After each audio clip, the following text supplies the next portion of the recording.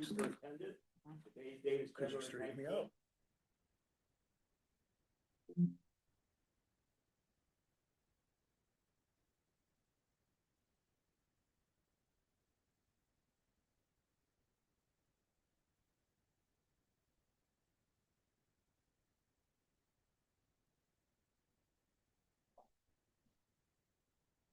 Autumn Henry. Here. Jenny Walgast. Here. Ken Engel. Present. Kim Winter. She's present. She just stepped out to the bathroom. Okay. Andrea Fick. Present. Chuck Melkey. Present. Carrie Germain. Present. 7 here. Okay, thank you, Sue. We'll do a pledge of the flag. If everybody would stand, please. I made sure you were here, Kim. I said yes for you. Said something about no. I pledge allegiance to the flag of the United States of America and to the republic for which it stands, one nation, under God, indivisible, with liberty and justice for all. Thank you, everyone. Yeah. Okay. Once again, I'll just repeat what we talked about yesterday. Tonight, we continue the first round of interviews for our next superintendent. We will interview the final 3 candidates this evening. Yesterday evening, we interviewed 3 additional candidates. First round interviews are virtual. Tonight, we will follow the same format as yesterday's interviews. Each candidate will have 45 minutes to respond to 15 questions, plus 2 minutes to introduce themselves at the beginning of the meeting. And they'll have 2 minutes, if not more, depending on how they answer the questions, to wrap it up.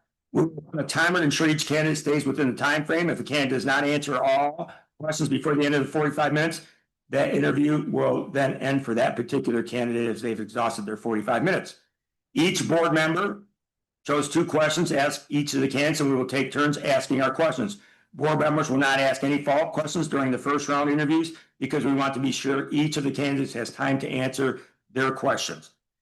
As like last night, tonight's board meeting is not being live streamed because the first round interviews are occurring over 2 nights, and we wanted all the candidates to have an equal opportunity to answer their questions. The district is taping tonight's board meeting, and recordings of yesterday's meeting, both board meetings, and today's board meeting will be posted at the end of tonight's meeting, so the public, staff, and any other stakeholders may be able to look at it with anybody that wants to. Now let's begin this evening's interview with our first round interviews. Travis, do you have a live stream set up? Okay, and before we start, does any candidates have anything to add before I start? Yeah? I'm sorry, public comment. I apologize. No public comment. Okay, good. Glad. Thank you, Jenny, yep, thank you very much. So we're going to begin the first round interviews, the second part of the first round interviews. And I believe our first candidate this evening, is she on already? Okay. Our first candidate this evening is Dr. Soretta Stevens. Hi, Dr. Stevens. Good evening. Real quick, my name's Chuck Melkey. I'm the board president, and you can see all of our board members are here today. Okay. I want to thank you for participating in the first round of interviews for our district's next superintendent. We have set aside 45 minutes to ask you a series of 15 questions. I will begin the interview by asking the first questions, and subsequent questions will be asked by each of the other school board members, and I'll introduce them as that goes through. And at the beginning of the meeting, you'll have 2 to 3 minutes to introduce yourself and just a brief highlight of your career.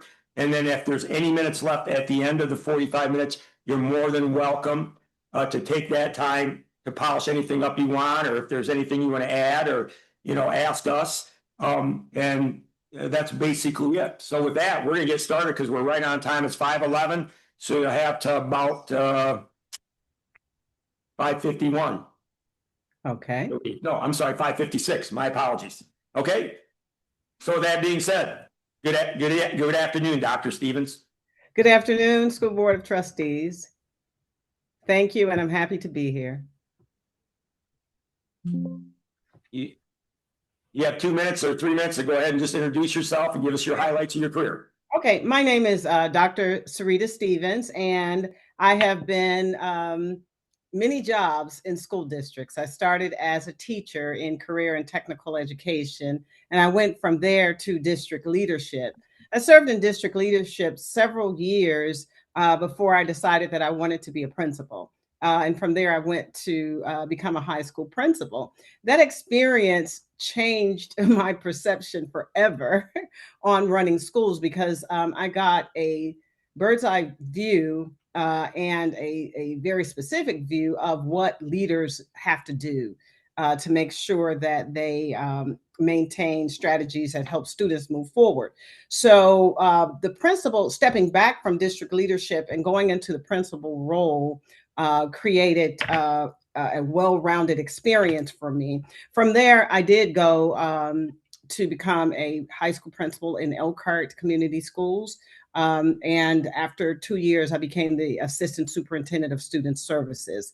And that was taking care of all things in wellness, also in student transfers and enrollment management.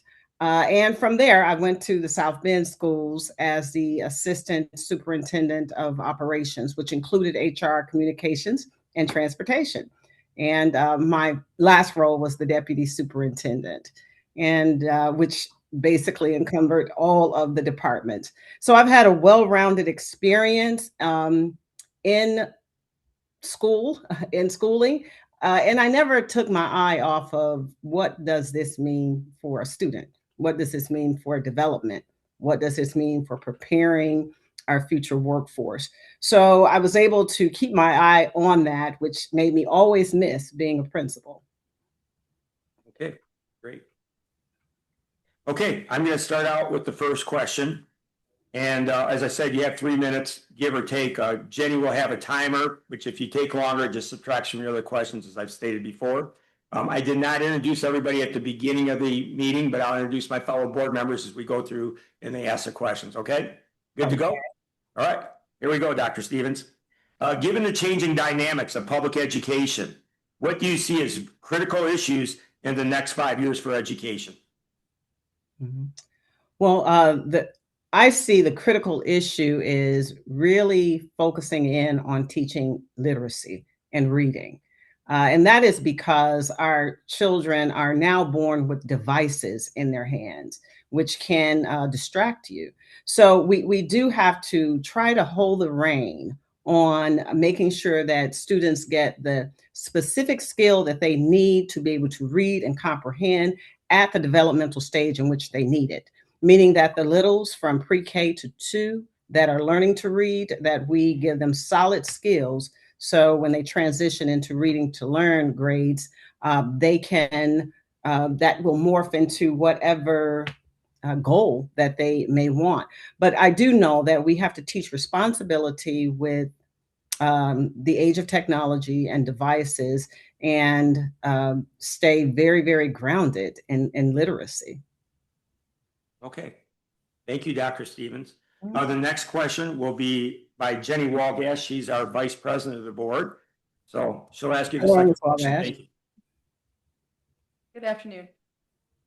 Okay. What would you do to positively impact student achievement? Please discuss in detail successful efforts to narrow or close identified achievement gaps in your current district. Mm-hmm. So we in reading your strategic plan, I did see that there was an effort through the multi-tiered systems of support, which allowed you to focus in on the individual students and what the student needs, whether or not that's differentiated instruction, whether or not that's additional instruction, or whether or not they're advanced enough to do enrichment. So we would have to make sure that, that we focus on that structure where we use data, the students' data, to provide them with the educational experience that is custom to them. And this requires teams, professional learning communities, and teams working together to always review the data and know where the student is and know what service that student needs. I also see that in your district, you have instructional assistances, which makes it a lot easier to differentiate instruction in the classroom. So I would look forward to continuing those efforts very rigorously and deliberately every day, because we know that students learn differently, and we really just have to tailor to each student using a structured process. Great. Okay. Our third question will be by Board Trustee Kim Winters, seated right next to Jenny. Hello, Mrs. Winters.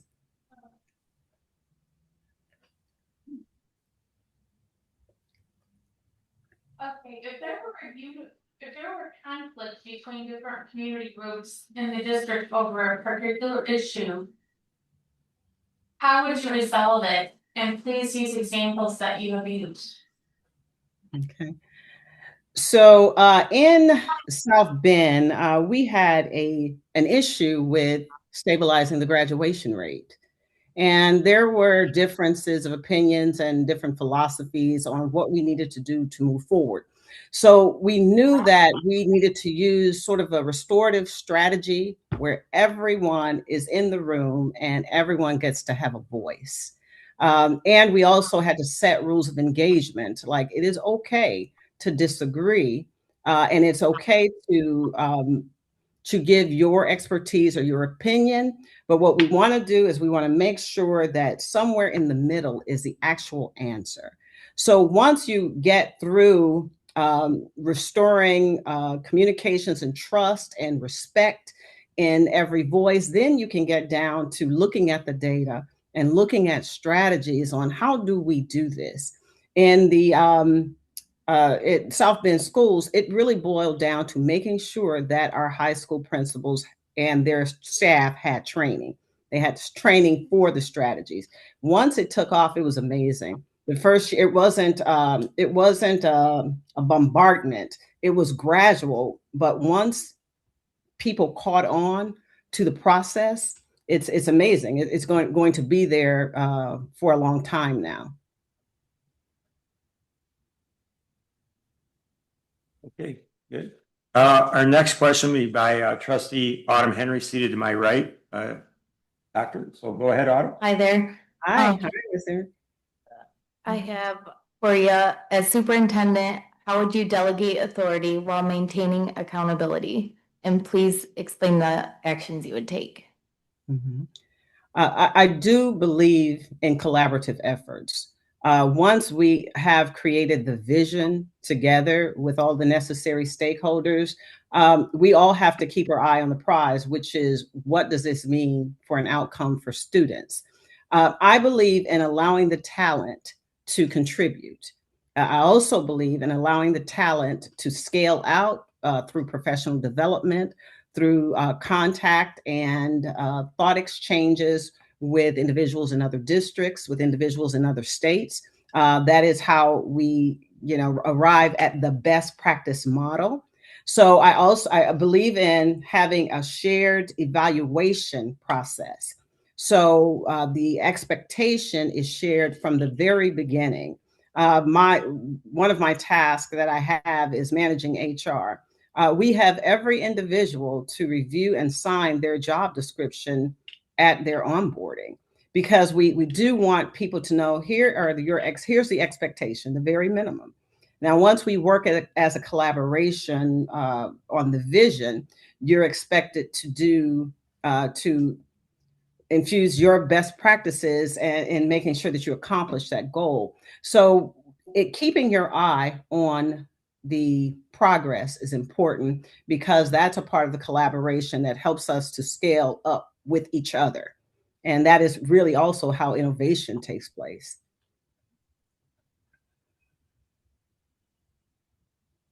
Okay, thank you. The fifth question will be to my far left, will be Trustee Carrie Germain.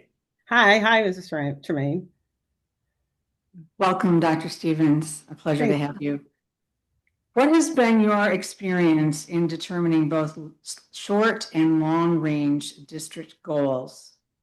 And who should be involved in that planning? Mm-hmm.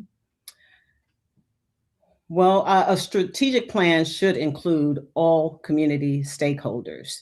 So we do have to make sure that that actual information exchange happens so that these goals can be created and they're realistic and they're measurable. You cannot leave out staff.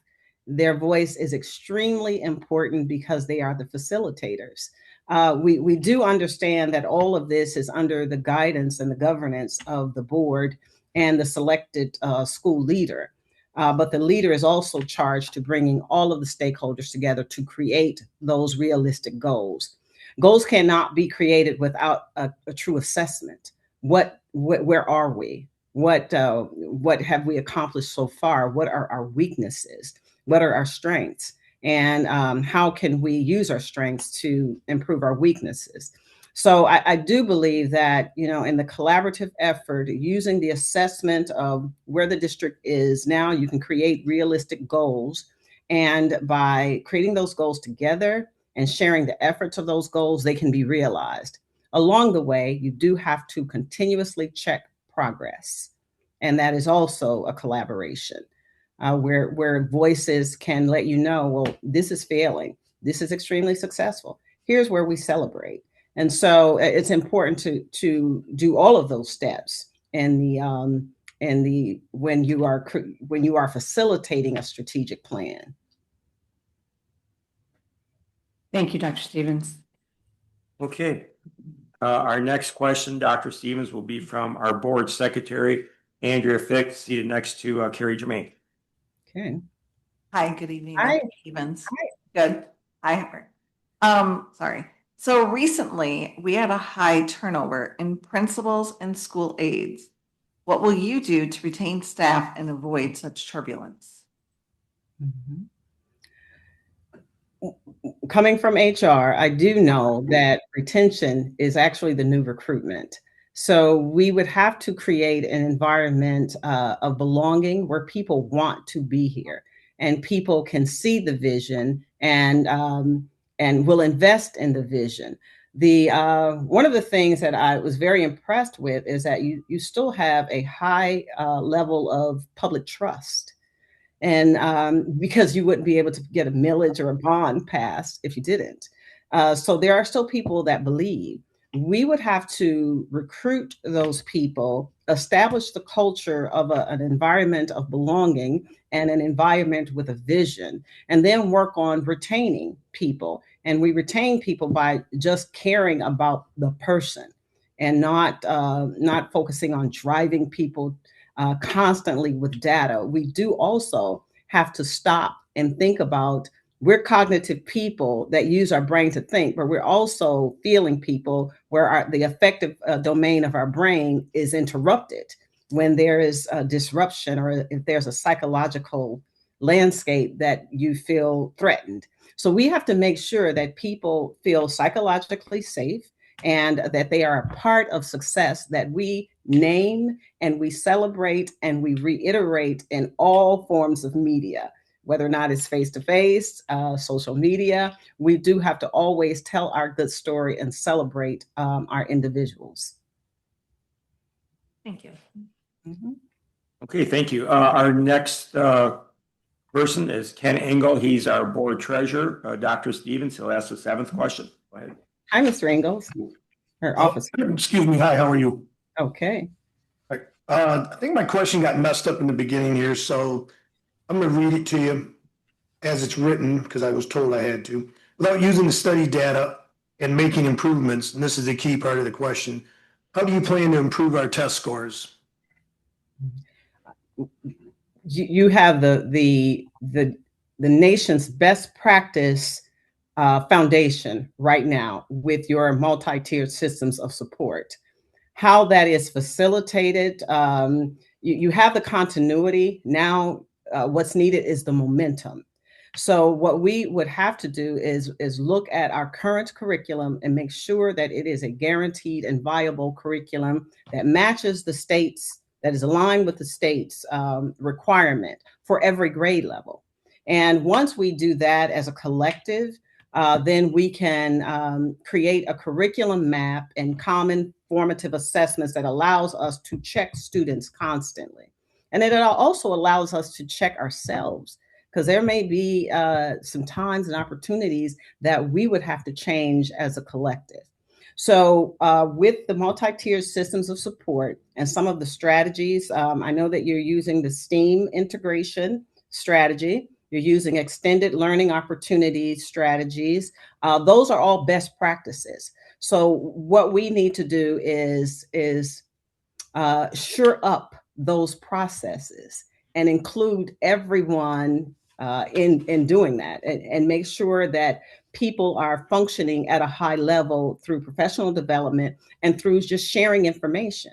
It's okay for everyone to know what everyone else is doing, because you learn how things connect, and you also can always keep that attached to, what does this mean for a student?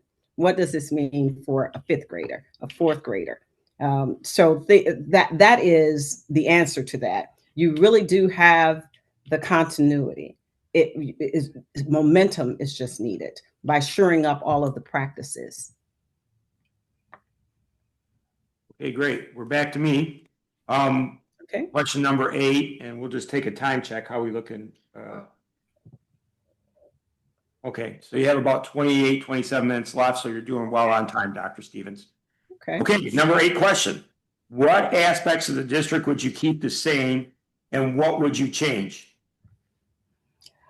Well, again, back to the curriculum, because the test scores, the proficiency rates from 3 to 8, we know that needs to be addressed. And you do have the resources named, how rigorous or the fidelity that is being used. We would have to evaluate and make sure that we scale those things up where they are actually working. Your high school data is excellent in terms of graduating students, but I do know that if you have a mega manufacturing hub coming soon, that you have to have a prepared workforce. So that's an opportunity to shore up your career pathways through developing a comprehensive high school. And that's course offerings that actually leads to certification, or actually leads a student to a job that needs specialized training that can be done prior to them leaving high school.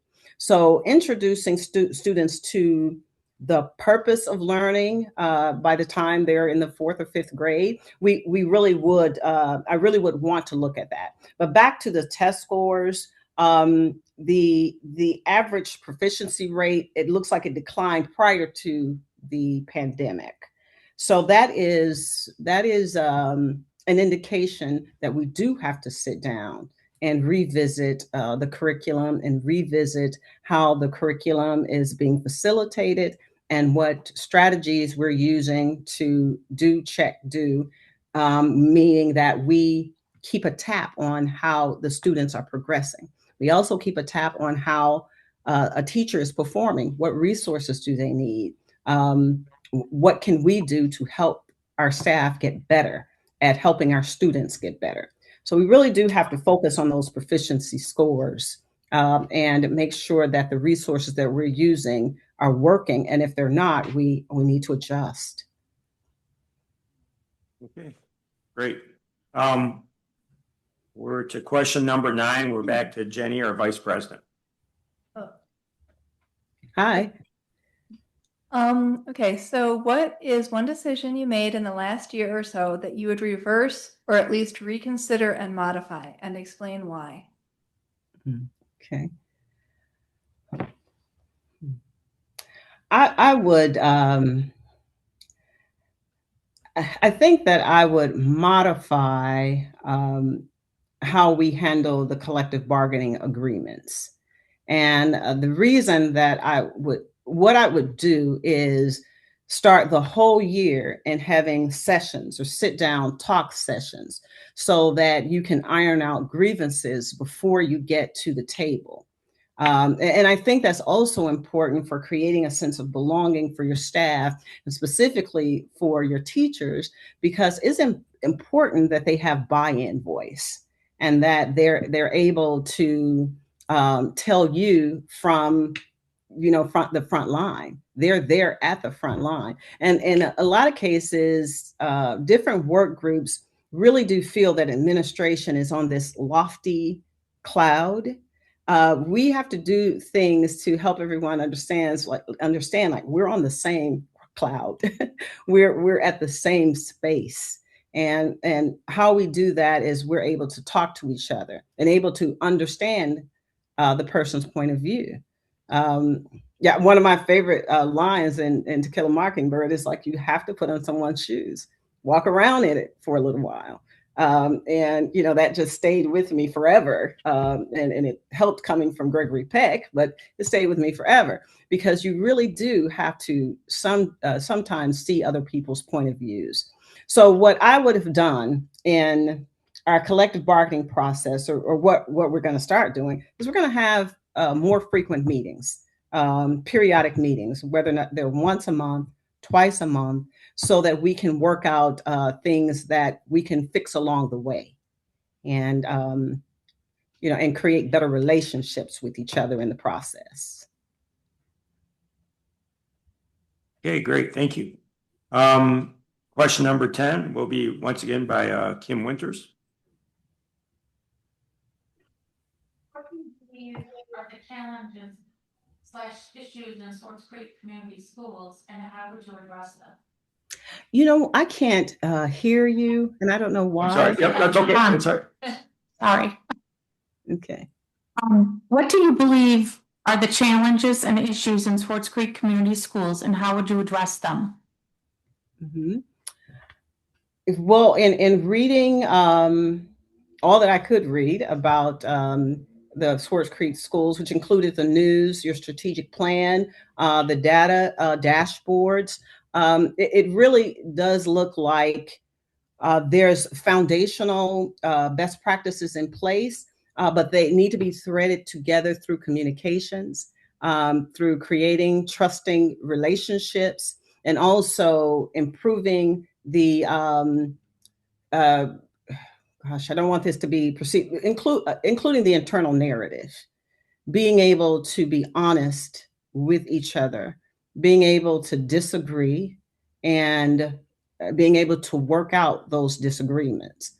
The one thing that I do know is that trust will erode culture, and when information is not widely shared with each other, you can never pin down that vision. You can never get those things done that you need to incrementally get done to realize the goal.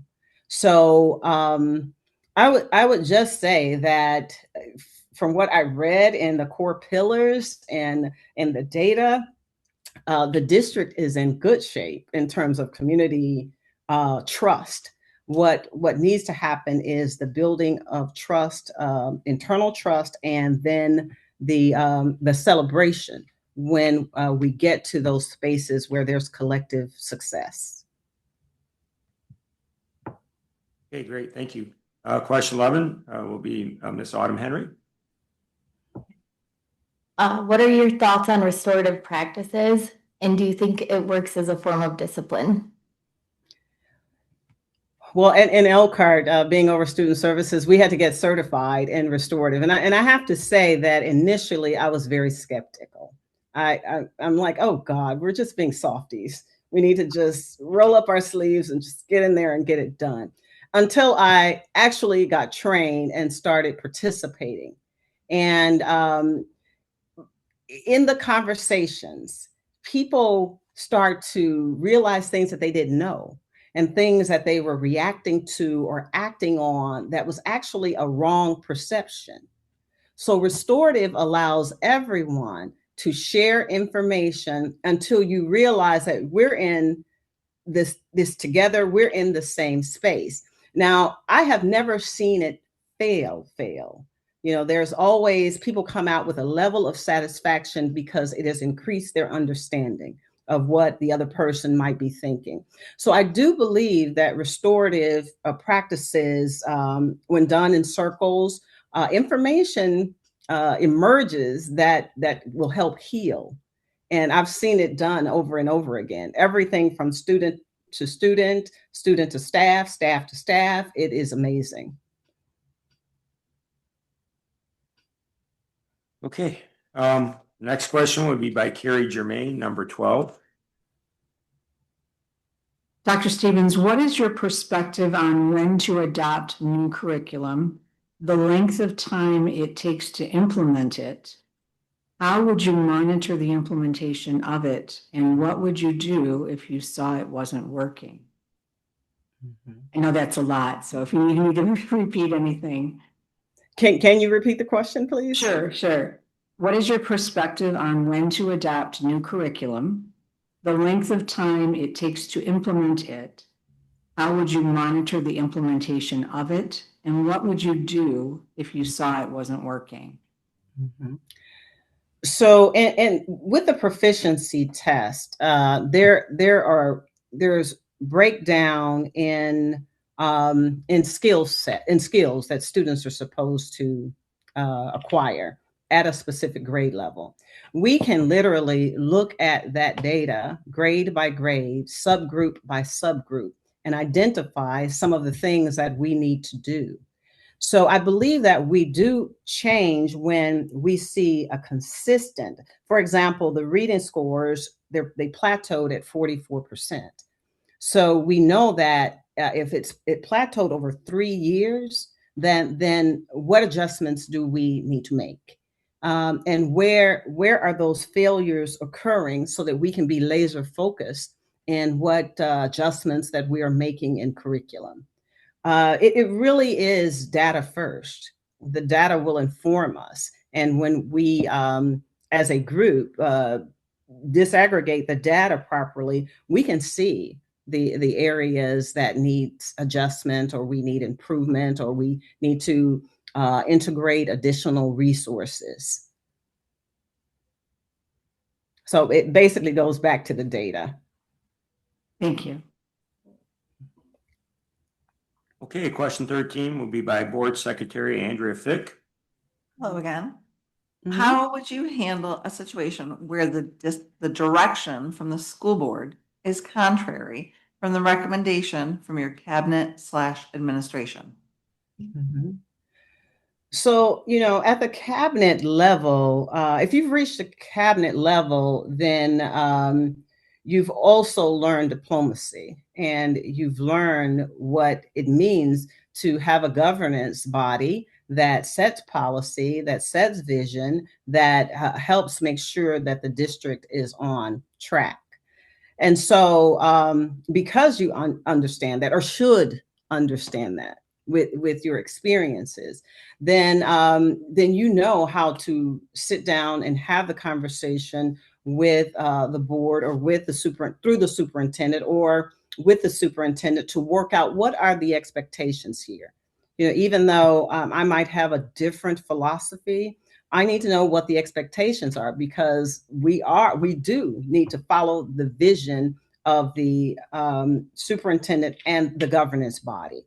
That is one thing that you should know, at the executive level. And if you don't, then that is your opportunity to get grit, to understand, this is what I need to do. These are the directions I need to follow. And this is the best way that I can facilitate that. Okay, thank you. Number 14 will be Ken Engel again. Easy, short answer for you. Okay. Do you agree to a contract that is based on improving test scores? Okay, because that was really quick. Can you? Would you agree to a contract that is based on improving test scores? Oh, absolutely. And that's because you can't get any more student focused than that. And once you succeed, you would really have served the purpose, not as an individual, but as a collective. And that's the best kind of celebration that you have.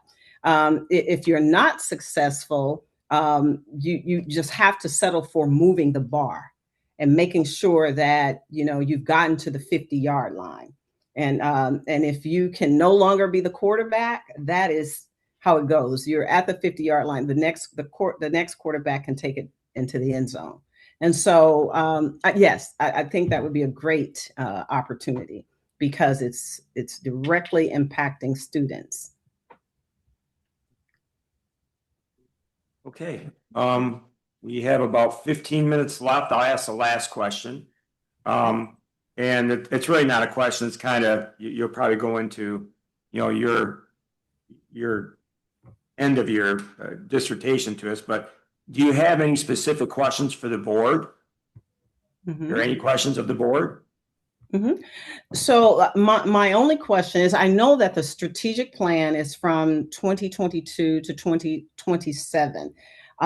Is there going to be leeway or an opportunity to make sure that we revisit that and make the necessary adjustments to, again, be laser focused on moving the bar on these test scores? So I want to know if there is going to be some latitude. I think Dr. Stevens is speaking for myself that if you were chosen, or if any of the superintendents were chosen, we would want them to work on that ASAP, and we wouldn't have to wait to the 2027 year. I'm sure that this board is in 100% agreement, once again, without not, holding everybody. But I know them well enough, and they know us well. We all know each other well enough that that would not be a problem. We'd probably embrace that wholeheartedly for a new superintendent to come in and say, we're going to come up with a new strategic plan to make it work better for our children for grades. I think that's our number one goal here of any school board. So yes, we would be 100% with that. Okay. And my next question is, what is I did notice also that social emotional learning and trauma informed is highlighted in your pillar. How much time do we have for that, or what kind of resources do we have to start with the adults first, so that they can actually understand that process for kids? I would defer that to Miss Carrie Germain, as she's our curriculum director, and she's very well informed in that, if Carrie wants to answer that. Okay. So I am not by any chance an expert there. I'm a pharmacist, so forgive me. But I do believe there's been a lot of focus in our district on trauma-informed care. I'm familiar with it from a healthcare background, but we've also brought staff in, social workers at each of the buildings to assist students and their families. And there's a focus on wellness within the district. As a matter of fact, we have an event that we've hosted for the last 4 years called Connections to Wellness in the Creek. And it's grant funded from some very generous sponsors. And it brings in between 50 and 70 community folks who can provide things as simple as friend of the court, because it's not easy to get a hold of somebody, to health and wellness programs, or just information that people can't find. And it's food and fun, and it's been very well received, hence we're doing it again. But there's been a lot of focus on integrating social work into our buildings and supporting the students and their families, and a focus on absenteeism too. So. Okay. Okay. Anybody have anything else they'd like to add to that? Okay. So you have a few minutes now, about 10, 11, 12 minutes, 11 minutes, about 11 minutes. Okay. If you want to take it, you can, and just tell us anything else that you couldn't do in the initial 2 or 3 minutes that we gave you at the beginning. Dr. Stevens, it's been a pleasure. Thank you. I just have one more question. If we're gonna focus in on test score improvement and the 3 years from 2028 to 2022, I'm sure that there's frustrations because teachers, want to do well every day, and they want those outcomes to come out in numbers. So will there be any resources to also work with the psychological domain of the teacher? Because when you're being pressed like that, we would have to do things to make sure that you also feel supported, and you also feel a sense of belonging and a sense of connection, because you're doing a hard workout. So I was just wondering, will there be latitude in creating a space that will help teachers also develop? Because this will be a rapid succession correction. I understand. I'll look at the board. I would think that that would be a great idea and, you know, we make the vision and you enforce it, but that's our vision. So I'll let some of the other board members maybe answer that question. Oh, I'm sorry, I Autumn. don't know, and this is just my opinion, and sometimes it's different than a lot of other people's, but, I think for me anyway, it's more of like getting creative and finding solutions that don't put that strain on our teachers in the first place or staff, and kind of just get creative with the approach. And so we don't, because I don't want anybody to have to go down that road. And I would like to avoid that at all costs, but that's just my. Yeah, and what I was speaking of is just like support, like the training, so you don't find yourself, you know, in that space. Yeah, that's what I was speaking on. Yeah. I would say that all of us up here just want to support the students. I don't think there's been anything that's ever been brought to us that where somebody said, this is how this can directly improve our students, help our students, support our students, and we've said no. So we are open to it. If you can come to us and say, hey, this is something that we could implement that would really help the teachers, help the students, I don't foresee us having any kind of issue with that. Okay.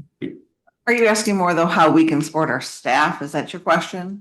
I am. That's I did have an experience at Elkhart where we started with the staff, and it was an amazing outcome, and it was very much appreciated. We were worried that, you know, when you take adults through questioning, an inquiry, a self inquiry, that, you know, people would be put out. But it was an amazing release for them, because they learned new information about how the brain works and some of the things that you have to do to take care. You know, you hear self-care, but they actually learn the science of taking care of your psychological state, building confidence, building esteem, self-esteem, and things like that through focusing on adults first with the SEL. Great. It sounds like you could bring something to the table for us with that. Thank you. Mhm. Okay, you've got about 6-7 minutes, so go ahead, finish up. So those are all my questions. I did almost a week study on, you know, all of the materials about the district. So I do know, and I'm familiar with my late husband is from Flint, so I'm familiar with Genesee County. Okay. Well, we're good. All Okay. right, thank you, Dr. Stevens. As I said, in the next, probably either this evening, or tomorrow morning, the board's gonna deliberate this evening and then pick the top 2 or 3 candidates, and then you'll receive a call, from Rain Associates, and then if you're chosen, you'll move on to the next, round, which will be our second round, and I believe that's next Wednesday, if I'm not mistaken, Tuesday and Wednesday. I think there's a board tour for Tuesday, and then the actual interviews will be on Wednesday. So if you have anything, you can get a hold of them, but we appreciate you for coming in and giving us your time. We're very impressed, or at least I'm very impressed, and I appreciate it very much. Anything else from the board members? No. Okay. Thank you, Dr. Stevens. Okay. Thank you. Have a great evening. You too, ma'am. Bye-bye.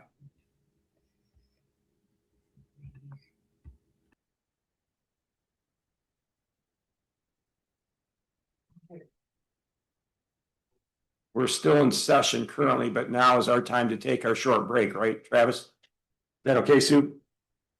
So we'll have an extra 8 or 9 minutes, I suppose. When's our next one start at? 6:15. Okay. If there's any concerns from the board, if not, feel free to take a stretch and a break and a restroom break.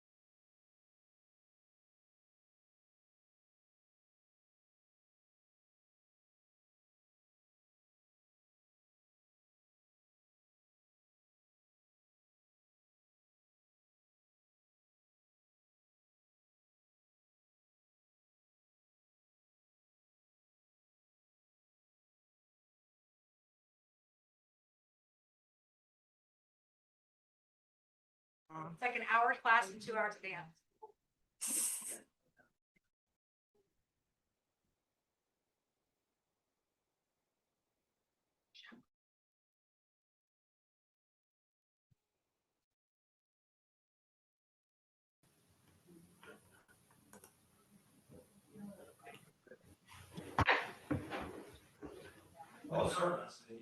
Good evening. Good evening. Ken, my name's Chuck Nucky. I'm the board president. I don't want to butcher your last name. Could you pronounce it for me? Yes, it is Janzarek. Janzarek. Okay, I'll try not to butcher it. Apologies first. Today, as you know, we've already interviewed some people yesterday virtually. So on behalf of the entire board, I want to thank you for participating in the first round of our interviews for our district's next superintendent. We've set aside 45 minutes to ask you a series of 15 questions. I will begin the interview by asking the first question, and subsequent questions will be asked by each of my fellow school board members, okay? You will have 2 minutes at the beginning to give us a brief overview.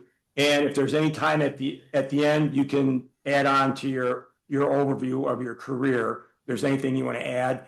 We're going to allocate 3 minutes per question, but if you go over, that's on you, because some of the questions then you may not be able to answer. We'll have to stop right at 45 minutes. So far, so good, Kim? Absolutely, I appreciate Okay, it. yep. And I'm going to have the board introduce themselves. I forgot to do it the last meeting, but I always say their name and the question number, so you'll know them pretty good here. So I'll start out with, to my right, and I'll go to the left. Hi, my name is Autumn Henry. I'm Jenny Walguest. I'm Kim Winter. Great first name, Ken Engel. Andrea Fick. Carrie Jermaine. Okay. So you have any questions before we start, Kim? No, I think I'm pretty good. Okay, great. All right, we're going to get rolling here. So go ahead and give us a 2 or 3 minute overview of your educational career. Perfect. Well, first off, I want to thank you for having me here to interview for the position of superintendent at Swartz Creek Community Schools. It's an honored to be here.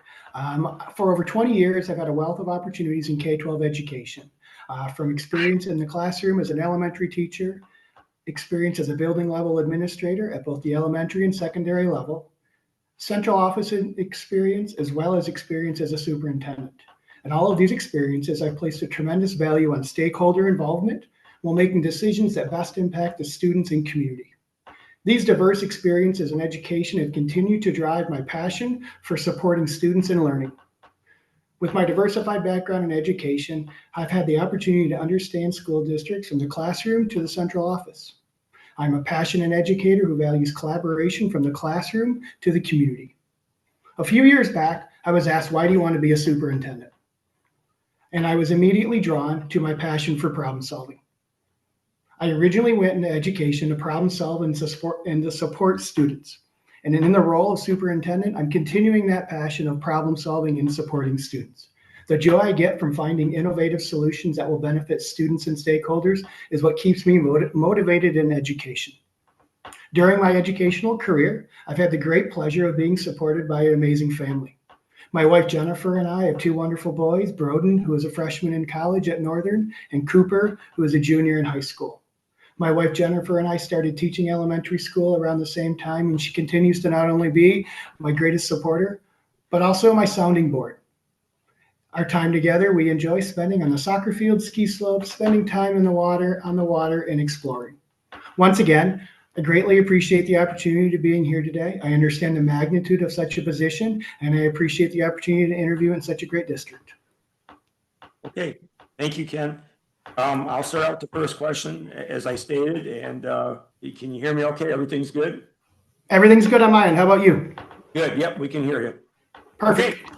Given the change in dynamics of public education, what do you see as critical issues in the next 5 years for education?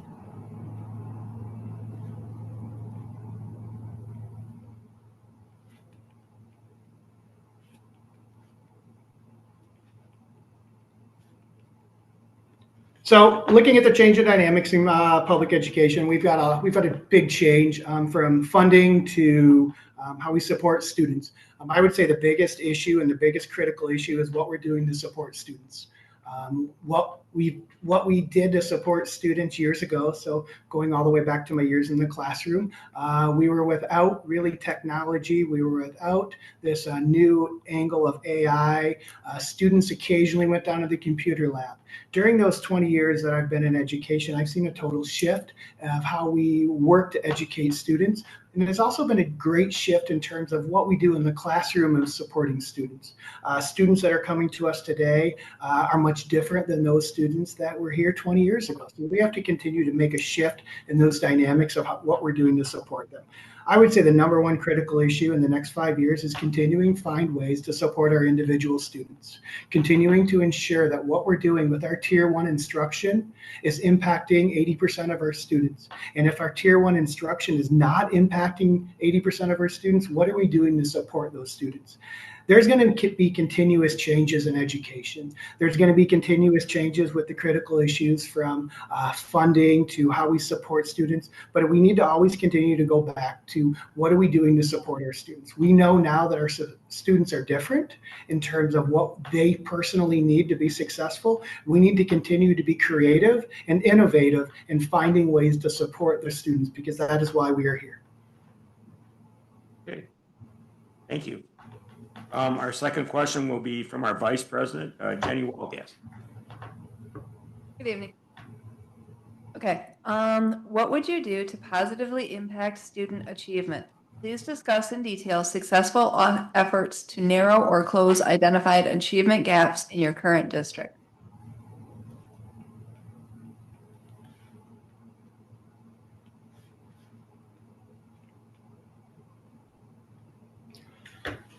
So impacting student achievement has to begin, and I mentioned it in the answer of my first question, it has to begin with what we're doing to support our students.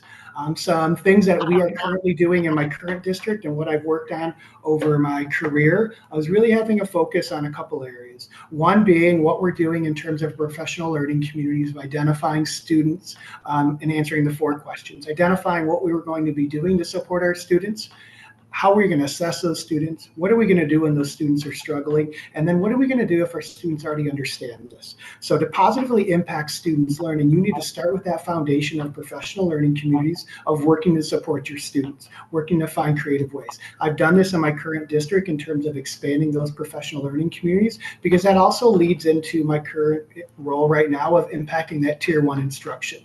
If we're going to continue to impact our students over the next couple of years, we have to continue to make sure our Tier 1 instruction is meeting, like I said earlier, 80% of our students. We need to make sure that our curriculum is being delivered with fidelity to ensure that when our students leave their elementary classrooms and move into the middle school, they're moving in with a consistent opportunity to be successful, and then from the middle school to the high school. I've done all of this in my current role as superintendent of the current district I've been in, but as well as an elementary school principal, a secondary administrator, and an elementary teacher. I've had a continued focus on curriculum and instruction my entire career, working with professional learning communities. Currently, I'm working within the area of expanding our professional learning communities and looking at that Tier 1 instruction. Another area when we start looking at that Tier 1 instruction is ensuring that our elementary, middle school, and secondary administrators are in the classrooms regularly, ensuring that they're offering that positive feedback to those administrators to continue to push that. I understand that you use the 5 Ds component for teacher evaluation, which is very similar to what I've had experience with Charlotte Danielson, of looking at that planning and preparation, that classroom environment, and that classroom instruction of what we're doing to support students. Over the last couple of years, I've had a focusing on just that classroom environment and planning and preparation as we rolled into this year with our work to focus on our instruction. As a building level and as a district right now, we've had a great impact. We're seeing that utilizing this information from Tier 1 instruction is pushing our students forward with their learning, and it's also allowing us to expand a little bit more with what we're doing to support our teachers of introduction to some lab classrooms, which is also known as instructional rounds, where we have our current teachers going into each other's classrooms to do some focused observations to see what's happening in those classrooms to then impact that student learning. I recently had a conversation with one of my elementary principals where she had stated that the observation that they did within their last classrooms was already impacting those students and those teachers that within the next day of what they were doing. Okay, great, thank you. Our third question will be from our board trustee, Kim Wood.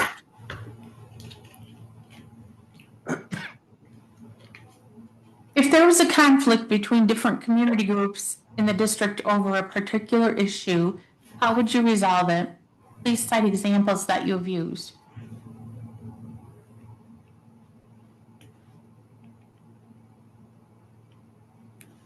So if there's a conflict within community groups, it's important that we go through a process where we're gathering our stakeholder involvement.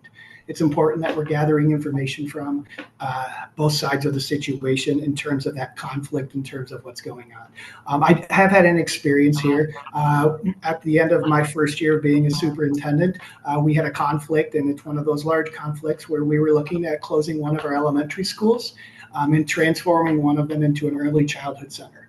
We had faced some great deal of declining enrollment within the district. And we were noticing that our resources that we were offering for our students were so spread out because the classrooms were so spread out. We were also realizing that within one school, they were almost at capacity with class size, where with another school, they were well under it. So the fidelity in terms of what we were offering for our students was not adequate. So we really had to come through and we had to come up with that data. That data was a starting point for us to bring forward to the community of all groups, because whenever you close an elementary school, there's going to be a conflict between at least one of them, because everyone might understand that you need to close an elementary school, but it's often as long as it's not mine. So we had to come forward with those community groups in terms of bringing them in, of having some stakeholder involvement, not only within the community groups of those individuals, but also the staff at each building. Those staff members also become part of that community. So through some work in terms of bringing people together with community meetings, with building level meetings, and having some dialogue, we were able to move forward, and we did end up moving forward and closing one of the elementaries and repurposing it as an early childhood center. This has allowed us to offer some resources and bring some community groups together. When we had that conflict of those two different schools coming together, we were very purposeful of making sure that they knew that they were part of a new school. So we had parties at the end of the year in terms of celebrating. We had pen pals to bring not only the community group itself together, but also those student groups together to ensure that they were meshing and coming together. At the start of the year, we had activities so they could meet their new teachers, so they could see what was going on. As a result of that, all of that hard work that we did ahead of time in terms of identifying those areas of conflict within the groups, we were able to bring them together in terms of what they were doing to support students and be very successful, not only with the Early Childhood Center, with the other elementary school that we moved two schools together as one.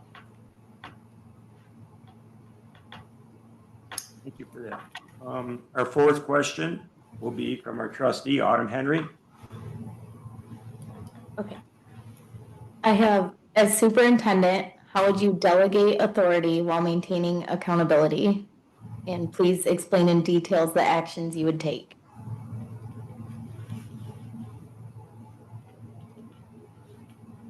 Could you repeat that for me? Yep. As superintendent, how would you delegate authority while maintaining accountability? And then please explain in detail what actions you would take.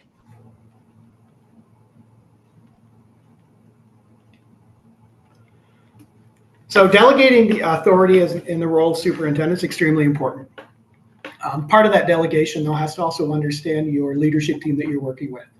I've had the great opportunity to work under some great leaders and work with some great leaders as a superintendent.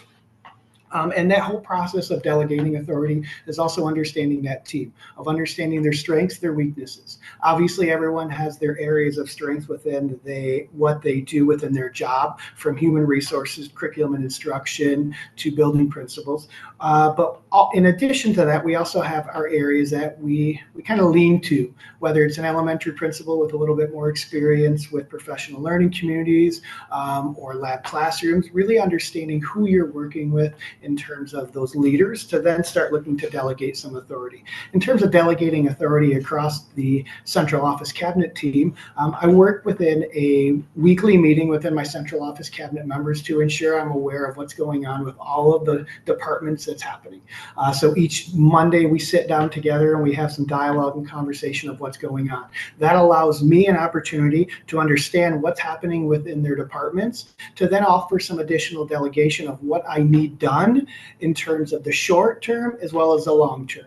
A lot of these long term and short term goals also come from my work within this Board of Education and utilizing and looking at the strategic plan. As we look to roll out, for example, lab classrooms within the elementary and secondary level, I worked with the Department of Curriculum and Instruction to identify some leaders within our instructional coaches to then identify a method in terms of what they were going to do. So I was able to delegate that opportunity to move those lab classrooms forward to support our students and their learning, which was part of our strategic plan of utilizing our Department of Instruction as well as our elementary principals. In terms of maintaining accountability, I hold the principals that work within the district I work with I hold them accountable for the teacher evaluations. I hold them accountable for being in every classroom and completing all their observations.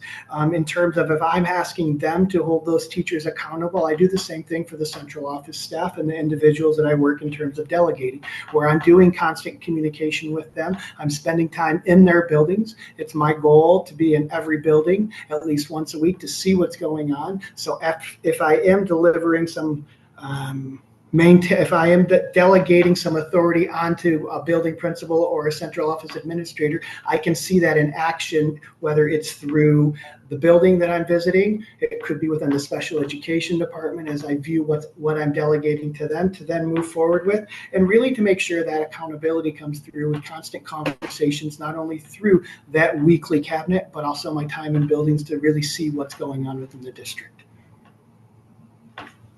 Thank you. Our fifth question will be to my far left, Ms. Carrie Germain. She's a board trustee. Thank you for being with us, Ken. What has been your experience in determining both short and long range district goals, and who should be involved in that planning?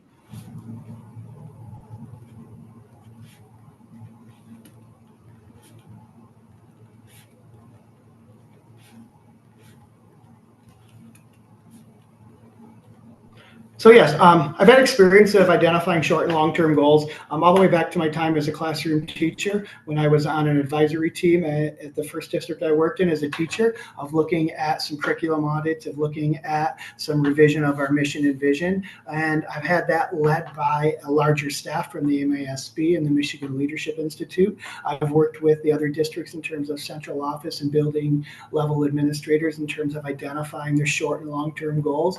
And I have experience as a superintendent. So my experience with building these has been vast over my 20 plus year career.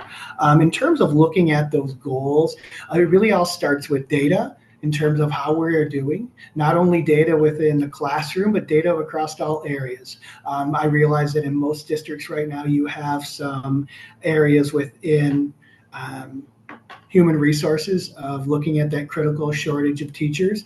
You have the data that you're gathering in terms of what you're doing to support students. We all have that fiscal responsibilities where we're looking to make sure that we're making those fiscally responsible decisions in terms of supporting our students, as well as some social emotional supports for our students. Most districts really have that umbrella of what they're looking at and supporting students, and I've noticed a lot of that in your current plan right now. The work that I've done previously is really bringing in as many stakeholders as possible, bringing in parents at every level, bringing in community members, bringing in industry from the community, bringing in teachers, principals, and even at the secondary level, some students in terms of really getting their input. We need to look at what we're really what we're shooting for the future for our students, to then start looking at where we are at to identify some of those goals. I've had experience where I've identified a 3-year plan in my current district, where we are currently in the 2nd year, where not only we identified those goals and those targets we were shooting for, but also those areas that those major milestones that we were looking forward to meet throughout the course of the year, from the implementation of professional learning communities, lab classrooms, and instructional rounds, to also looking at that data point of, are we really impacting student learning? I guess in the short of it, I've had a great deal of experience, not only facilitating it myself, but utilizing outside facilitation and looking at those long and short-term goals. We really need to make sure we have all stakeholders involved. Thank you very much. Okay, Dan, our next question will be by Andrea Fix. She's our board secretary. Hi, good evening. Recently, we've had a high turnover in principals and school aides. What will you do to retain staff and avoid such turbulence?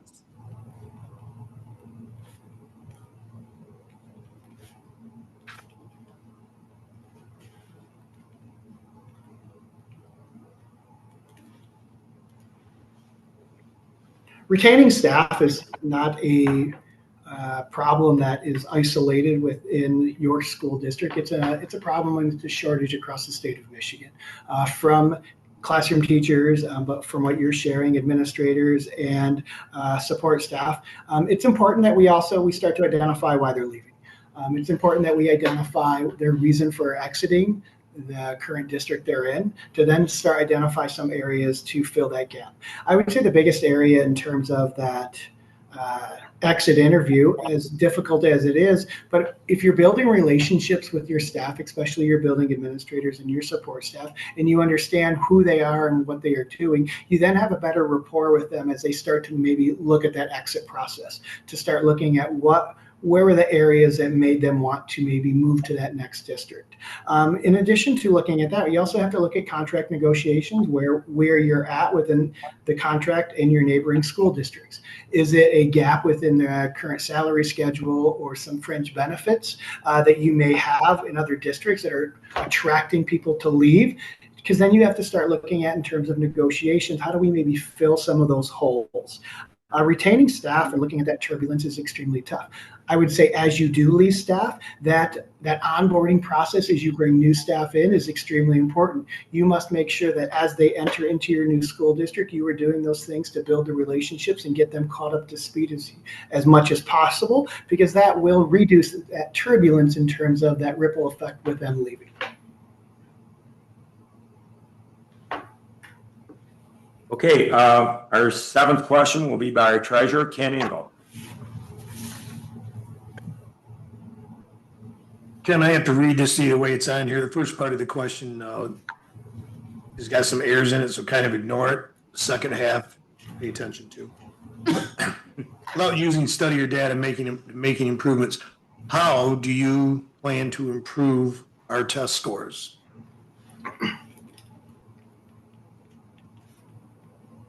So in a nutshell, you're asking how I'm going to improve test scores. Correct. Thank you.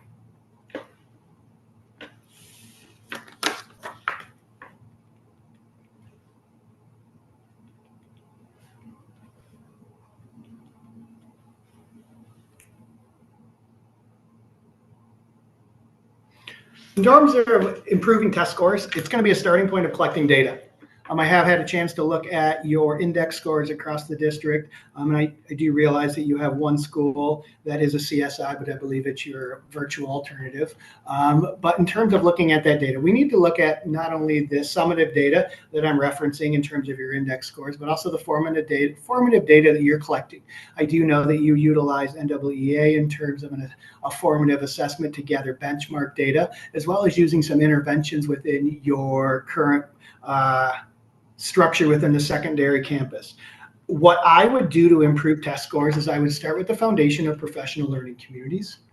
I would analyze and utilize tier 1 instruction and then ensure that we have a multi-tiered systems of support to ensure students are successful. And I'll break that down a little bit more for you. Within professional learning communities, as I mentioned early, we need to ensure that we're offering opportunities for our teachers to work together, to analyze data, and to make decisions that are going to impact their individual instruction in the classroom. Often within professional learning communities at the building level, we sometimes hijack their time to maybe do some planning and preparation. And we always need planning and preparation, but we need to make sure that when our teachers are together working, they are collaborating. They are bringing data together that's similar across classrooms to then make impacts within their instructional practice to support students. They need to be constantly answering the 4 questions. If they're not answering one of the 4 questions of a professional learning community, they might be planning and preparing, which is okay. They need that, but we need them focused on what are they going to do to support students. We need to look at that tier 1 instruction. We need to ensure that our curriculum that is being delivered K-12 in all subject areas is being delivered with fidelity. We need to make sure that if our tier 1 instruction is not impacting 80% of our students, we have an issue where we need to look at some practices within the classroom to then support our teachers better, which will then result in more support for our individual students. This is done through classroom observations, both classroom observations that are walkthroughs, as well as formal observations. Building principals should be in classrooms regularly, understanding what's going on within the classroom. So when it comes to the formative or the summative evaluation of the teaching staff, they're making recommendations that has an impact on student learning. It's not just checking a box. We're seeing what's being done in the classroom to build relationships, to work with individual students, as well as that tier 1 instruction. We also need to look at one final area that we're going to focus on would be a multi-tiered system of support. When our curriculum is not meeting 80% of our staff, we need to have levels of intervention, both tier 1 and tier 2, to support students. We need to collect the data through professional learning communities, and then through multi-tiered systems of support, we're going to offer interventions for our students, but also enrichment. When you look at professional learning communities, question 3 is all about that idea of what are we going to do to support students when they're struggling? We often forget that. What are we going to do to support students that already understand what we're trying to teach them? What are we going to do to enrich our students? When you talk about test scores and improving them, we need to improve them from the bottom all the way to the top. We need to ensure that our lowest learners are getting tier 2 and tier 3 instruction to get them up to that proficiency level. But we also need to look at our students that are on the higher end and what we're doing to support them to enrich their education and move them forward. So I would focus on those 3 areas after data collection to ensure that we're impacting students and increasing our test scores. Thank you, Ken. You're back to me. What aspects of the district would you keep the same, and what would you change?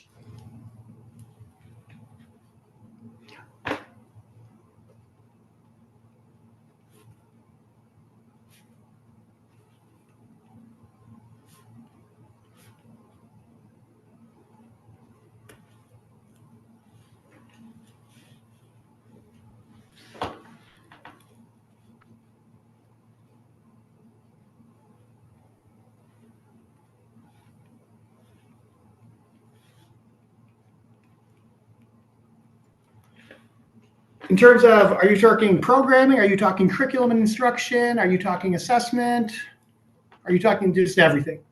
Everything. Whatever you've researched, what would you change from what you've researched or what you think? I would start off with an audit of staffing.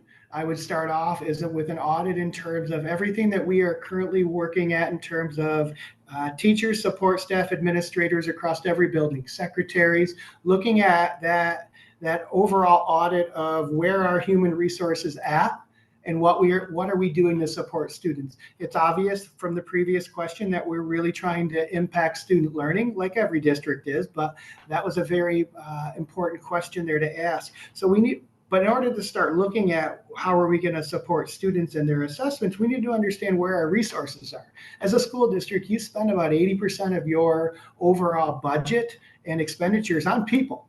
we need to make sure that we have the people in the right place. So an aspect of something that I may change would be, do we really have the right resources in the right place to support our students? Do we have the necessary coaches within the elementary and the secondary level to support students, in terms of also to support our teachers? Through that audit, in terms of looking at staffing, we also need to look at where all of our support staff are. And what those support staff individuals are doing. What training do they have? Things that I would change in this model would be anything that's not directly impacting students, we need to think about changing. If we have individuals, their role doesn't have that impact on student learning, we need to think about what else can we use our resources to maybe impact student learning a little bit better. In terms of things that I would keep the same, I do realize that you've adopted new curriculum that meets the science of reading. You have some great STEM programs. You have some great opportunities for your students across the district, as I referenced in my letter to you, in terms of performing arts. Those are the things I would keep the same in terms of what you're being very successful with, what your community has huge support for, to ensure that we're continuing to have that stakeholder involvement. Additional things that I would look to change across the district, just maybe some of our practices, if they're not having that impact on student learning. If our evaluation cycle in our system isn't impacting them, what can we do to maybe have an impact to change it for the better? I do realize that you're going through a current contract negotiation where you have 3 very important items coming back through teacher evaluation as well as staff discipline and placement. Those are areas that are going to have to change because those are prohibited items coming back. But we need to make sure that with that change that we're making the necessary adjustments to impact student learning. Okay, thank you. Ninth question will be back to Jenny Walgass, our Vice President. Jen. Okay. What is one decision that you made in the last year or so that you would reverse or at least reconsider and modify, and explain why?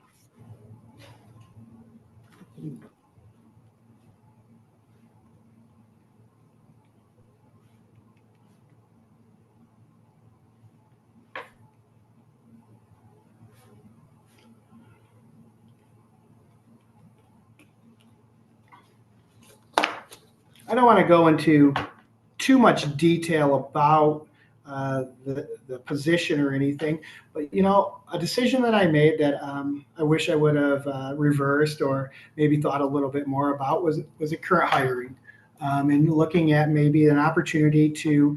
I believe we were rushing to fill a position in a critical shortage situation, and we were moving a little too fast in looking at these critical shortages and not keeping true to our processes and our procedures in terms of our hiring practices.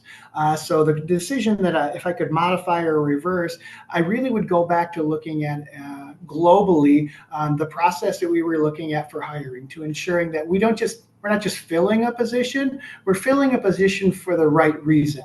I will say that in looking back on that was an internal problem that I had after filling some positions of not going through with that fidelity that I needed. And we have changed those practices. And as a district, we are ensuring that we're not just hiring the person because we need them right now. We're stopping and we're making sure that the person that we're hiring at every level is the right person. I'm very happy to report back, that with that modification of what we did analyze and change, that we've made some amazing hires within the last year. We've put the right people in the right places to impact our students. Okay, thank you. Our next question will be once again by Kim Winters, our board trustee. Kim, go ahead. What do you believe are the challenges in Swartz Creek Community Schools, and how would you address them?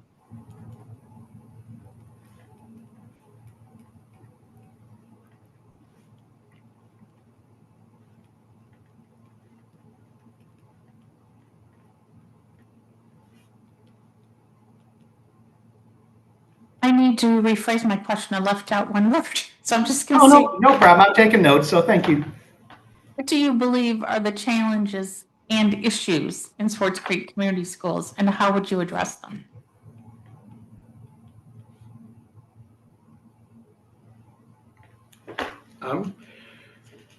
Based on my conversations this evening and the board meetings that I've observed during the last couple of weeks, I would say student learning would be challenge number one in terms of what needs to be addressed.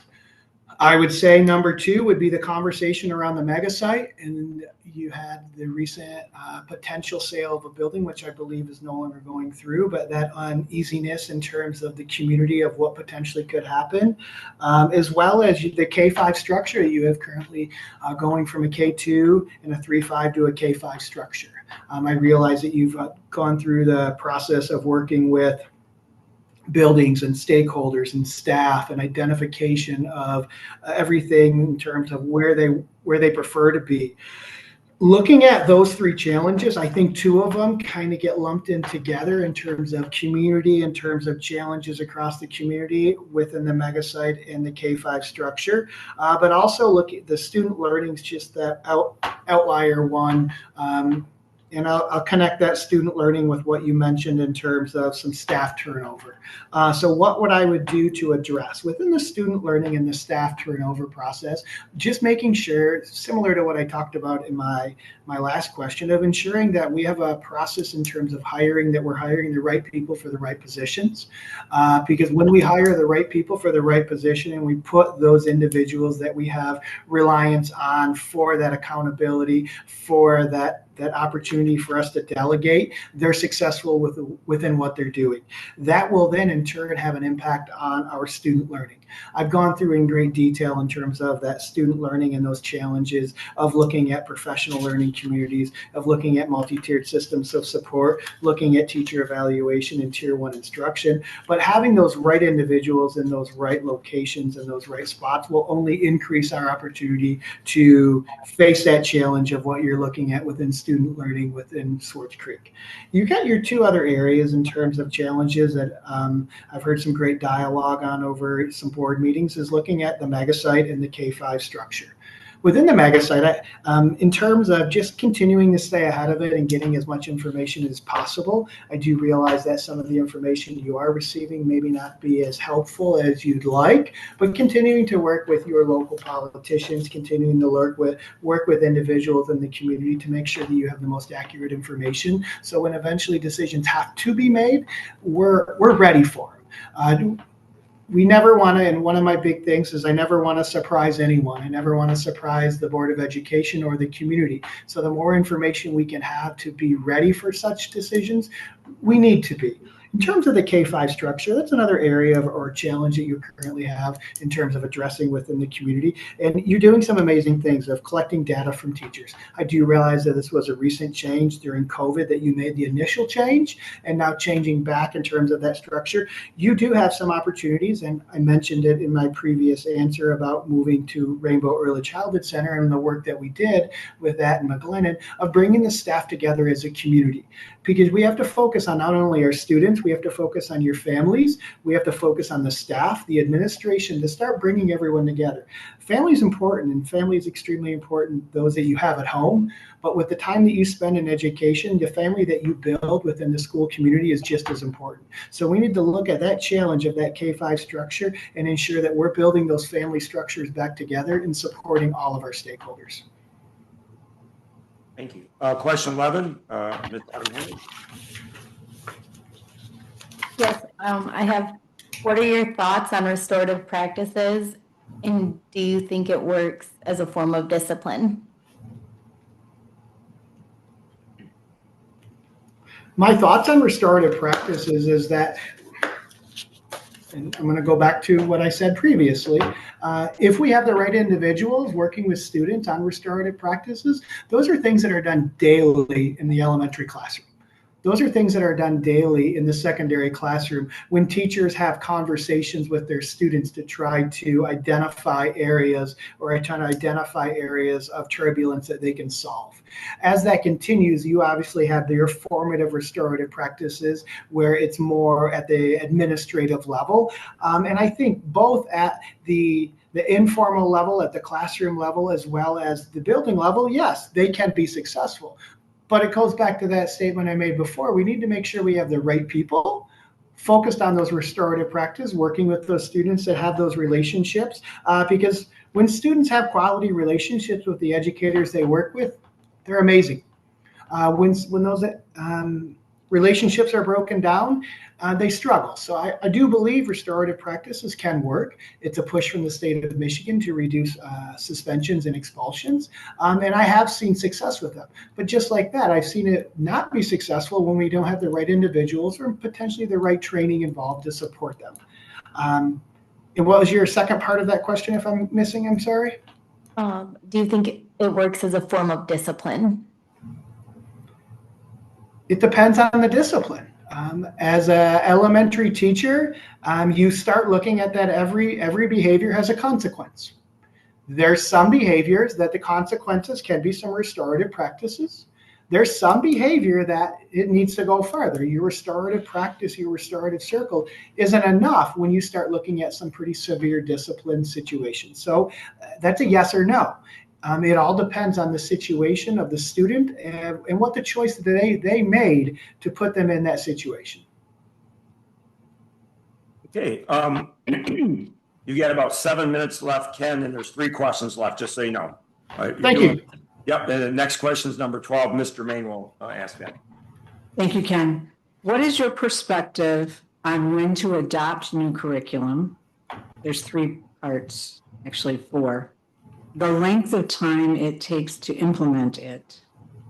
How would you monitor the implementation of it? And what would you do if you saw that it wasn't working? So process to adopt, length of time to implement, and the monitor. Yes, and then the last part, what would you do if you saw that it wasn't working? So in terms of adoption, you have to have a process where you go through and you have some pilot times. You have your teachers within different levels. You're with let's say it's an elementary reading curriculum. You have teachers across all your K-5 buildings experimenting and adopting. This adoption process is a time where they're looking at multiple curriculums and they're trying to make a decision what's going to be best for Swartz Creek in terms of moving forward. They're coming together in terms of study groups. They're coming together in terms of pilot groups to have conversation of how did this work with the students, and then going across on a K-5 model in terms of how is this building from year to year to year. The length of time of implementation, as you look at your first year, it's brand new curriculum. It's brand new in terms of what they're teaching. So they have to have time to dig into it to answer that first question of a professional learning community is what do they want students to learn? So you're looking at a couple-year process in terms of getting comfortable with that curriculum. You should see results, not at the end of the third year. You should start to see results at the beginning of the first year, and then those results need to continue over the course of the time as you're looking at that tier 1 instruction of delivering with fidelity.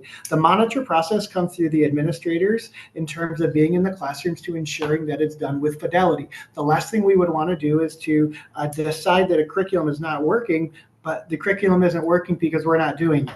We're not doing it right. When you adopt new curriculum, you have really 3 things you have to work with. You have the new curriculum, you have the student, and you have the teacher. As you adopt that new curriculum, all 3 of those three things need to act differently, or it's not going to be successful.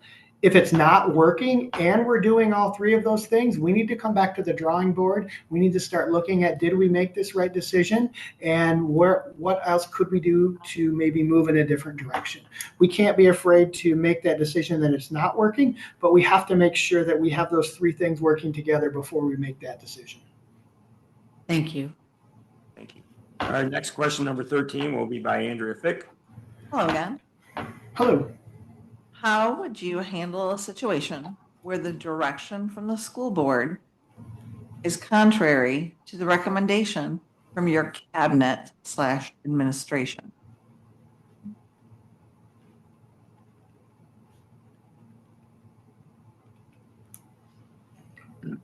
So handle the direction that is in conflict with building administration. So I would handle that in terms of conversation and dialogue. I work to build relationships at not only this administrative level, but also at the Board of Education, of building individual relationships personally and professionally. So understand that direction. In terms of, I haven't been in a situation where there's been that direct conflict, but it would have to be through some hard conversations within the building administration in terms of this is the direction of where we're currently going and this is why. I think that a lot of times when there is conflict between two groups that are very separate as a Board of Education and the central administration, there may be that conflict in terms of just that misunderstanding of the direction and maybe not be a true conflict. When you start looking at change, you start looking at that first and second order change, and we need to make sure that as we're implementing a change within a school system, sometimes that impact has a really deep rooted value system impact on an individual. So we need to make sure that we're understanding some of those decisions we're making to ensure that we're eliminating some of that conflict. How I would handle that conflict would be work to eliminate the conflict. Work to eliminate it through some conversations, work to eliminate it whenever possible through some shared decision making to make sure that we are all moving forward together. It takes not only the Board of Education, but it takes every stakeholder within the district to ensure that our students are learning, and we all need to be working together. Ken Engel will have the 14th question. Very simple and short one. Would you agree to a contract that's based on improving test scores? Agree on a contract that's just based on improving test scores? No, not just, but a factor.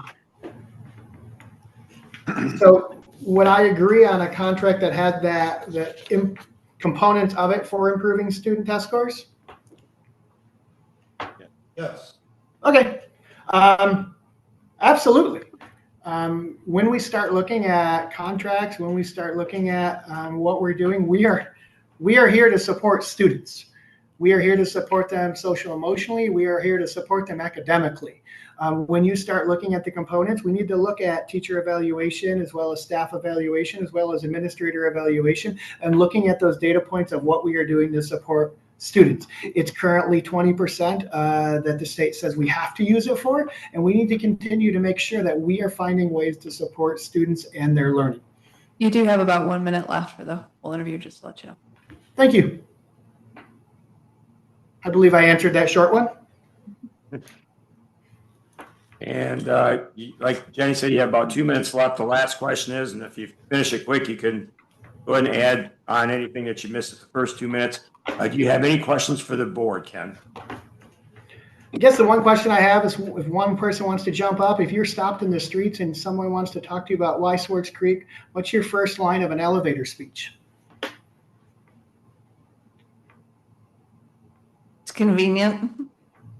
I mean, you can be anywhere from Swartz Creek. I've lived in Davison and Goodrich, and you can be north, south, east, west. So any job you're doing, a lot of couples, like there'll be one working in Lansing and some working south. It's just a convenient small town. Perfect. Thank you. Anyone else or? We're good.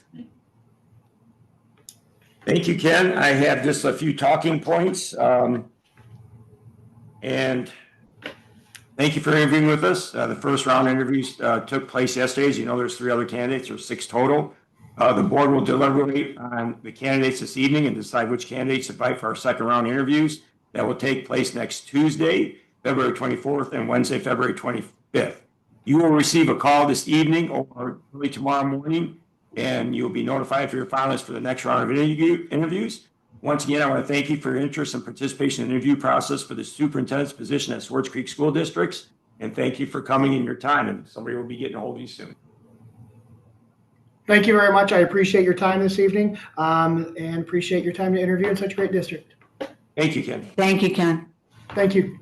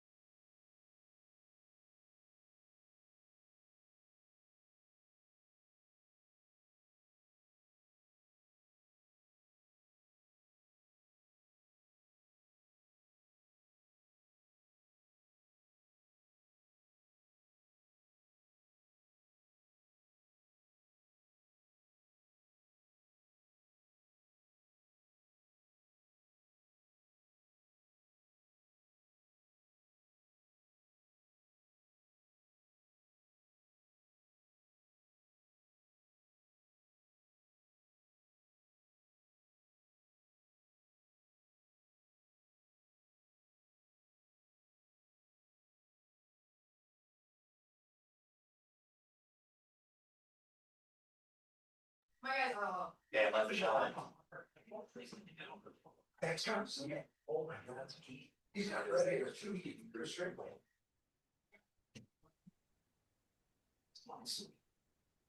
Okay, we took a few minute break and we're going to restart. And our last candidate is Miss Michelle Paul.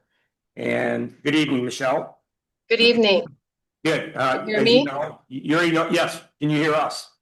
Yes, Okay. thank you. All right. Okay. As you know, my name's Chuck Melky. I'm the school board president currently. On behalf of the entire board, which you already know because you're an employee, we want to thank you for participating in the first round of interviews for our district's next superintendent. We have set 45 minutes aside for you in a series of 15 questions. I will begin the interview by asking the first question, and subsequent questions will be asked by our fellow board members. I'm not going to introduce them. I'll just call the question number. I introduced everybody before, but I don't think we'll need to do that. Okay. With that being said, you'll have 2 minutes to start it and a brief overview of your career. And if you go over the question, Michelle, Jenny's running the timer, but that doesn't mean you have to stop. Just means you may not get through all the questions if you feel the need to spend an extra few seconds on that particular question. Is that good? Do you understand that all? I do, thank you. Okay, thank you. So you know the fellow board members, so I'm gonna go ahead and just dispose of that part of it, and we'll go forward. And here's your 2 minutes. Go ahead, or 3 minutes, whatever you need. All right, well, good evening, and thank you so much for the opportunity to interview here tonight with you. I am Michelle Paul, just for our audience, and Swartz Creek is not just a district to me. This community shaped me as a person. I owe my character, my skills, my abilities to the teachers and leaders of Swartz Creek Schools and the dedication they showed and the time that they invested in me. I care very deeply about this community, and over the past 30 years, I've served in a variety of teaching and leadership roles across all the levels in our district. I've had that privilege and worked closely with our children, our families, from preschool all the way through high school and adult ed. Over the next 10 years of my career, it is my hope to partner with the board as superintendent, not just to raise our student achievement scores by a few percentage points. I want our district to be a student-centered, high-performing district that is a model for our region. As superintendent, it's really important to me to leave a legacy of high expectations and strong support, where staff feel valued, students and families feel known, and the board and the superintendent partner with the community to bring our vision into reality.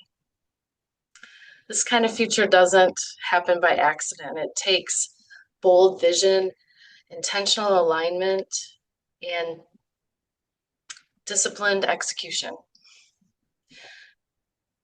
As superintendent, I would approach my role with humility, courage, and a deep dedication to student success.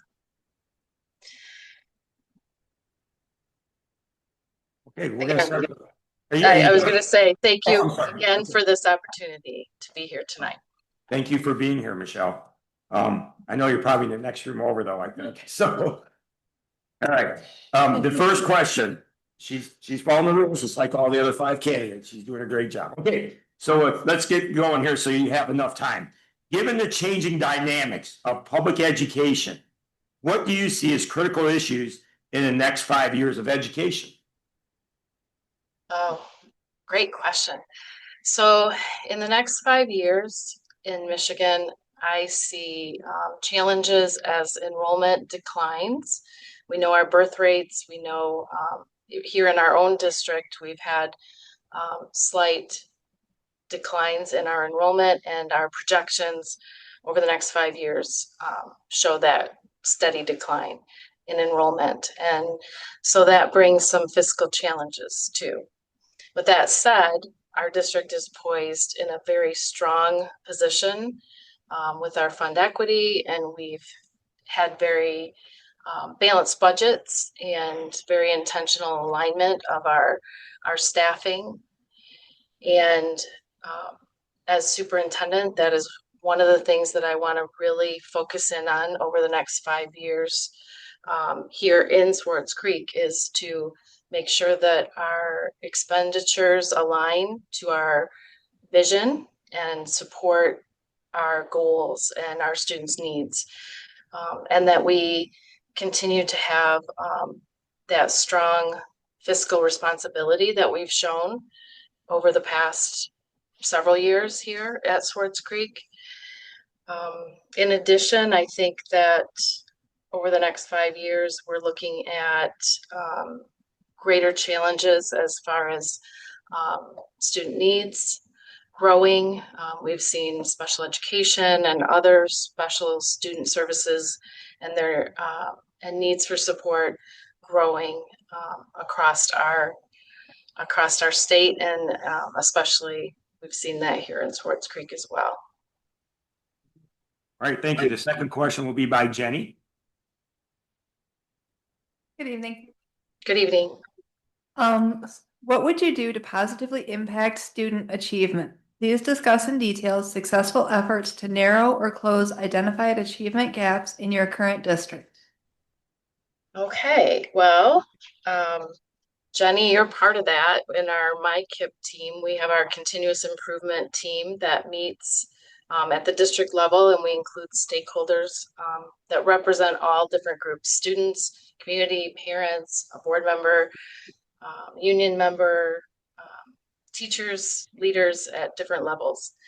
And that group meets regularly to look at our data, to set goals, and then look at aligning, as I just mentioned, aligning our budget priorities. Jamie Cowan, our finance director, is a part of that group as well to help us with that.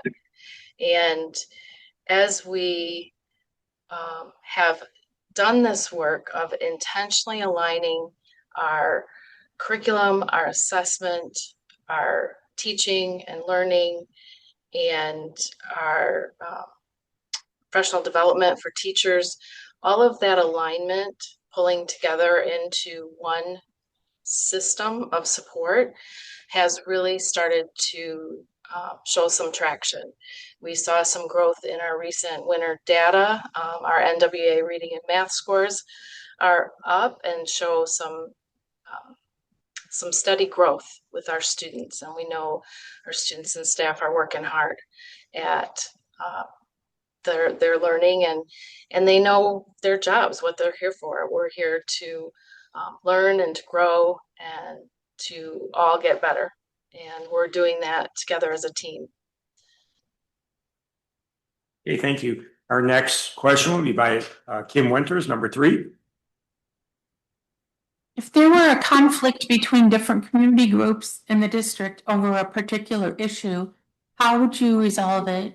And please cite examples that you have used. Well, a recent example was the K-5 reconfiguration. Some of our community didn't want that to happen, and some of our community did. And so after the board's vote to go to the reconfiguration, there were some people that were not pleased. And so I intentionally reached out to the community, to staff, to come together at the PAC, and I created scripts. I recruited principals and coaches to lead circles, and we put a variety of people from different buildings, from different perspectives, into a small circle of 10 to 12 people. And we led them through some questions, and we started purposefully with visioning, what is it that we want for our K-5 children? Like, what do we want for them? What are our hopes and dreams for them, right? And then the opposite of that, like what are people's fears with this change? What are our fears? What are our worries? And how might we address them? So it was a great opportunity, I feel like, to really engage the community. And I would love to do more of that. The MyKIP team, when we met this week, we just talked about that's continuous improvement planning. We just talked about family and community engagement and how can we intentionally involve our families and our parents in more meaningful ways in decision making in our district. And so I think that initial meeting, followed up by meetings at each building with each staff group, followed up by our community meeting that we held, where people could hear the plan. And I think that once people understand that there's a vision and there's that alignment piece, and then we have that strong execution, right? Like we have thought through all the details and we're taking care of things. I feel like people are now more settled about the decision. They're more calm. They still want to know the rest of the story, the rest of the details, and we're working hard to get those out soon. But I really think, back to your question, it is about, really face-to-face engagement. Social media, email, all of that can be misconstrued, right? Like you're lacking body language, you're lacking tone and warmth that is so important in communication. Our fourth question will be by Ms. Henry. Okay. I have, as superintendent, how would you delegate authority while maintaining accountability? And please explain in details the actions you would take. Right, great question. I mean, that really goes to the heart of what the superintendent does and how it's so different than like my current role as curriculum director. So as principals, as department heads, we're all really good in our area. We pilot our plane, we watch the instrumentation and so forth. At the superintendency, you're really the air traffic controller. So you're watching all the planes take off and land, and you're making sure that things are coming in on time. And if not, you're monitoring and you're adjusting if weather or other things happen. And so that's I love that analogy for the superintendent and how you monitor and hold people accountable. Like they know their goals, they know their the destination of where they're trying to take their programs or their buildings and or their departments, and there are measurable outcomes that we're looking for. And I would be checking in frequently, visiting buildings, visiting different areas, and having one-on-one conversations, and gathering up data and reports to bring back to the board to show that we are achieving the outcomes that the board has tasked us with, because that is the role of superintendent, is to ensure that the board's vision and your goals, your plan are carried out. Good, thank you.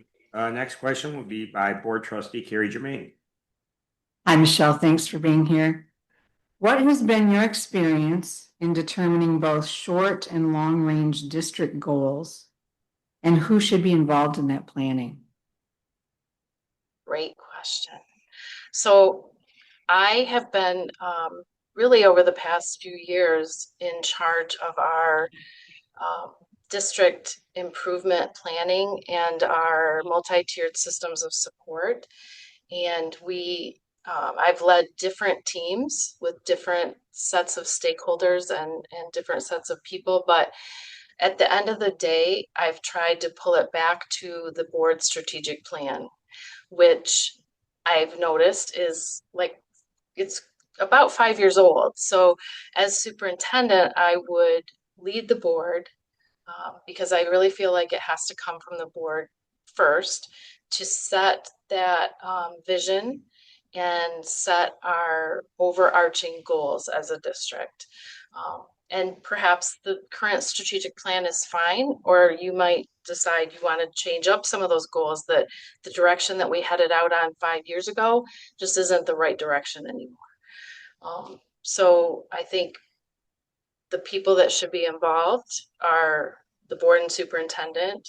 And then again, I would engage stakeholders in a variety of ways, surveys, focus groups, as we flesh out the plan. But I think it starts with the board and the superintendent working as a team to establish our vision and our profile of a graduate. Like, what does a graduate from Swartz Creek look like? What do we want to guarantee to our families that we're going to produce as a graduate? And I think by looking at it that way and engaging different groups, families, community, teachers, leaders, in that discussion and really fleshing that out helps the district have that common goal in mind. Thank you, Michelle. Number 6 will be by Andrea Fick. Hello, good evening. Good evening. Recently, we have had high turnover in principals and school aides. What will you do to retain staff and avoid such turbulence?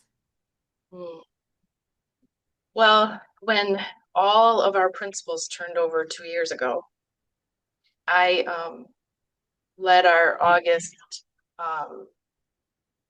retreat with all of our leaders and principals, and I knew that we needed to start out differently and pull together. And I knew the foundation of a good team is trust. And so the very first thing that I worked at was to build trust with the team. And in just last year, I feel like I have, and you are welcome to speak to any of our principals or leaders in the district about me and my leadership. But I feel like we pulled together as a team, and that because they know that I care about them and that my goal is to help them to become the very best leader and the very best person they possibly can be, that helps retain principals. And the same thing with our staff. I think they need to feel valued. I put on trainings for support staff and intentionally do that several days in August, and then several days throughout the school year. I put on restorative practices training, different training to help support our, not just teachers, but our aides, our secretaries, our support staff in the trenches, and bus drivers, kitchen folks, everybody. And one of the things that our support staff often say to me, and I get in feedback and surveys and things after the professional development, is thank you. Like, thank you for knowing, for paying attention to us and including us and not just teachers. And I think that's how you retain staff, is for them to feel valued, for them to feel like you care about their success, and we appreciate what they do for us. Okay. Number 7 will be by Ken Engel.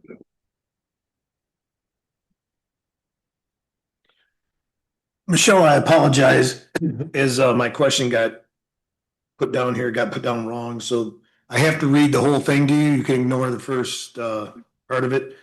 Without using study data and making improvements, ignore. How do you plan to improve our test scores? Okay. Do you want the 3-minute or the 3-hour version? You better give it 3 minutes. Obviously the 3-minute. Give it 2. So, again, leadership from the top, having that vision, making sure the team's all on board, setting goals and measurable goals, and then monitoring. The biggest part is monitoring and adjusting. We don't just wait till the end of the year, take the state assessments, get to next fall, and then say, oh, well, that was a bad year. That didn't work.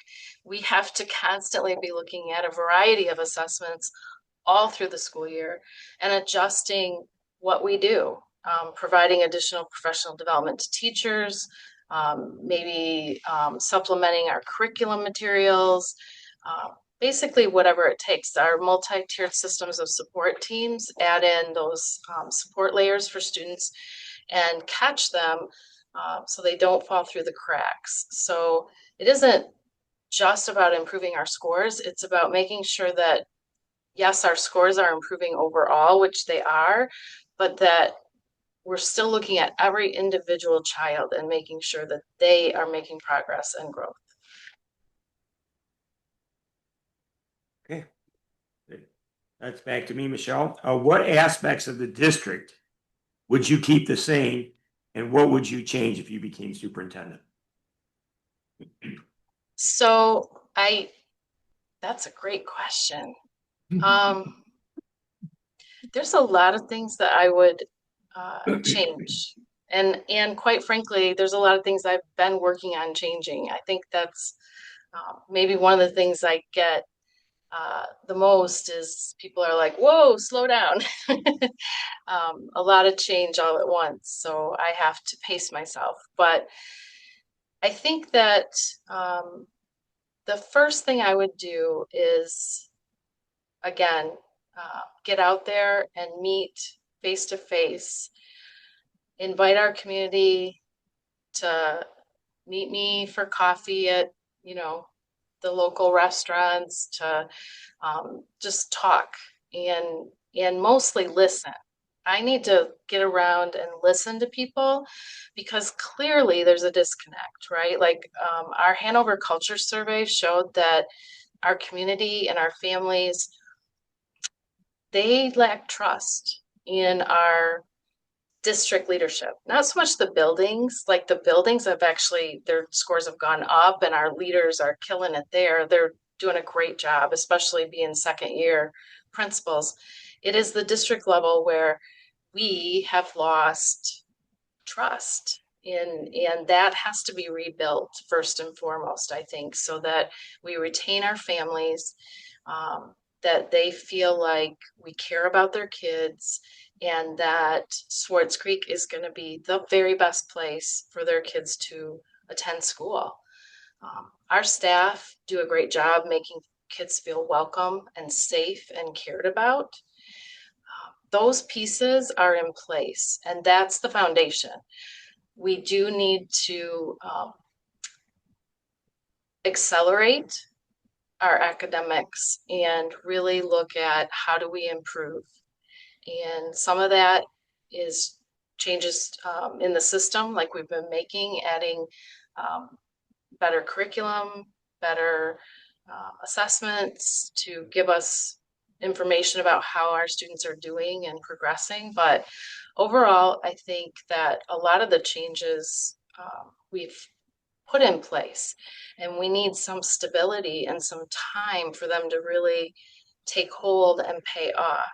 The other thing that really has to change in our district is that we don't have a lot of written protocols. We have the board policies. You guys do an amazing job at, making sure there's policies, but we need decision-making protocols, and they need to be in writing, and they need to be where everybody knows how to find them. And we've relied a lot on each person. When someone leaves, the next person has to kind of reinvent the wheel, figure it all out again, because we don't have a lot of our job descriptions, our tasks outlined, things that are kind of basic to business. I think business does a much better job than we do of having those things, those standard operating procedures written down and things. And I think that's one of the things I would want to start working on as a district, is to really improve on our systems.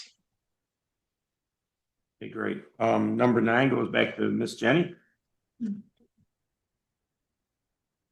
Okay. What is one decision you made in the last year or so that you would reverse or at least reconsider and modify, and explain why?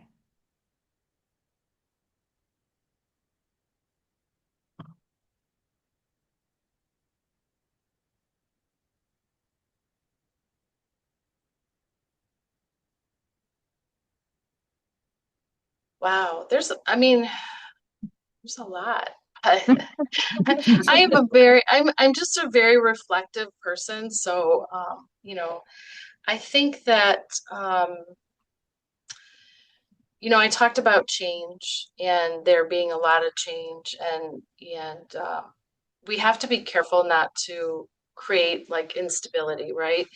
And so one of the things I think I would have done is um, held off on one of our curriculums, like whether it's the math or the reading, like our K-5 teachers right now are implementing new writing, new reading, new math. And seeing that in action, although they are doing such an amazing job at it, given the massive change, and we're really starting to see improvement. I think that had I had a little more time, the grant money that we used to purchase all of our reading materials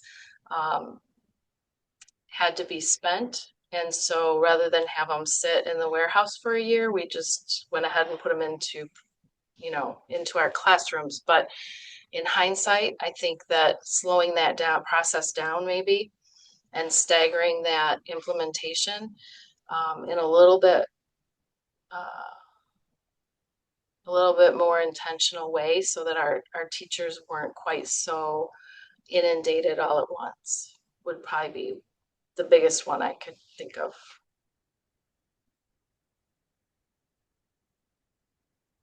Okay. Good. Question number 10 will Kim. What do you believe are the challenges and issues in Swartz Creek Community Schools, and how would you address them? Well, we've talked a little bit about some of them, so I'm just going to highlight quick because I'm noticing my time. I think rebuilding trust with our community and our parents. I think that's number one. I think that, we have a great financial foundation. However, the horizon is not great financially. So we have to be careful that whatever we're putting into place in our budgets is sustainable for the long term. So I think that's another thing that we really need to be attending to. And of course, I just really want to make sure that our K-5 reconfiguration goes great, and that those buildings are ready to go in the fall and ready to be open and welcoming their staff and students. Okay. Question 11 is Connor. And we've talked on this one a little bit. What are your thoughts on restorative practices, and do you think it works as a form of discipline? I think that when people understand restorative practices and apply it correctly, it does work. So for example, a restorative practice that I use all the time when disciplining either staff or students is what we call fair process. And fair process says that if you have been accused of something, that you get to come in and tell your side of the story, right? I engage you in telling your side of things and let you talk. Even if I think I know the truth, even if I think I know the story, you still have the right, and it's only fair. You're only going to feel like you're treated fairly if you get to tell your side of things. And then engaging in explaining my decision. So it's not just to say you're suspended, or you have detention, or you have to sit out at recess, or whatever the thing, or you're you've got a day off without pay. People deserve to know the rationale. And so going to our board policy, going to our student handbooks, going to our staff handbooks, codes of conduct, that sort of thing, and really explaining to people why, what did they do? Because sometimes people, and especially kids, don't always make the connection, right? And then the final thing is what makes it truly, truly restorative is to engage in very clear expectations about how we're going to move forward. So like, how are we going to treat one another in this school? How are we going to behave on the playground? How are we going to interact in the staff lounge, or whatever it is? And I think the restorative piece is working to try to restore relationships. I think sometimes people apply it incorrectly, or they interpret it as a way, as something to do instead of consequences. But often I use restorative practices in addition to consequences to make sure that kids know, that act you did, that was wrong. And there is a consequence for our actions. However, you are welcome back, and I still love you very deeply and care about your well-being, and I want you here as a learner. Okay, Carrie, you have question 12. Okay, Michelle, this has several parts. What is your perspective on when to adopt new curriculum, the length of time it takes to implement it? How would you monitor the implementation of it? And what would you do if you saw that it wasn't working? So in our district, we really lack a calendar, because we really should have, and I'm working on that. Again, going back to what does our district need to change? We need written protocols, calendars, processes, and most districts every 5 to 8 years review their curriculum top to bottom. So whether that's year 1 ELA and year 2 math and year 3 social studies and so on. But that doesn't necessarily mean that you're always purchasing new curriculum. It just means that there's a steady cycle that teachers go through to look at their curriculum, make sure that it is working. What does our data say? If something's not working, what do we need instead? And then have the teachers in their groups, grade level or content area departments, go through a process of reviewing the curriculum. So that's year 1 usually. And then at the end of that, then they decide if they need new materials. And if they do, year 2 should be a pilot year. And they should pilot those materials before we ever purchase them. So then we know they work, or we know what we need as far as implementation goes. Implementation, it takes 3 years. That's what all the research says. That's what every expert says. It takes 3 years to implement. And in the past, we've just kind of said, here's your new curriculum. We'll give you a half a day of PD. Good luck. And then we never even revisit it when we get new teachers and so on and so forth. So that's one of the things I've worked really hard to change as curriculum director, is being very intentional with how we train people on the curriculum and how we implement the curriculum, so that it is successful, and we're continuously monitoring and adjusting, right? And that's, like you said, how do we monitor? We look at data, everything from teachers' formative data, just day to day in the classroom, to our summative data that we might have on our NWA or our state assessment data, IXL, common assessments, different things that teachers give to kids. And when we know it's not working, then we got to dig deeper and find the root cause. So Is it being implemented with fidelity? Meaning, are the teachers actually teaching it in the way it's intended to be taught, or do they need some additional training or support in that? If it is being implemented with fidelity, you know, are there supports needed for maybe our special needs students or English language learners, those kinds of things? And really that's should be built in the process proactively so that we don't get to the end and say, oh, it's not working for these groups, right? Like, so that is part of the curriculum review process, is to say, how does this curriculum have, you know, help our students who may need extra supports. Thank you, Michelle. Thanks. And how are we looking on time, Jen? 11 minutes. Okay, you have about 11 minutes left, Michelle. Question 13 will be by Andrea Fick. Hello again. Hi. How would you handle a situation where the direction from the school board is contrary to the recommendation from your cabinet / administration?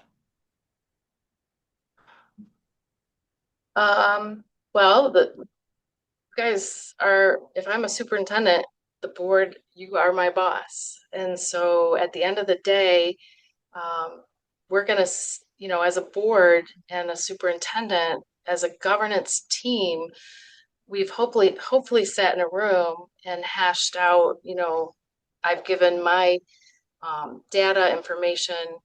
If I have a recommendation, I've given you a recommendation. But at the end of the day, if you don't take my recommendation or the recommendation of the cabinet, we walk out of the room and I support the board. And that's my job, is to fully implement whatever goals or direction that you have.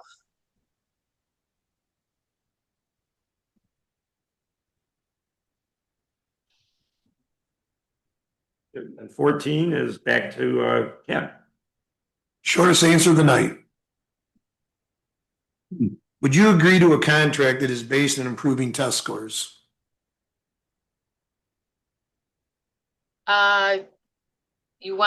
Is that a job offer? I would be happy to negotiate a contract that had some parts in it that were like a merit pay. I think improving score takes time, so I wouldn't want to go without pay for 3 years while I'm improving scores. But I have no problem at the end of the day holding some back for some sort of merit pay when I accomplish that goal. Thank you. Mm-hmm.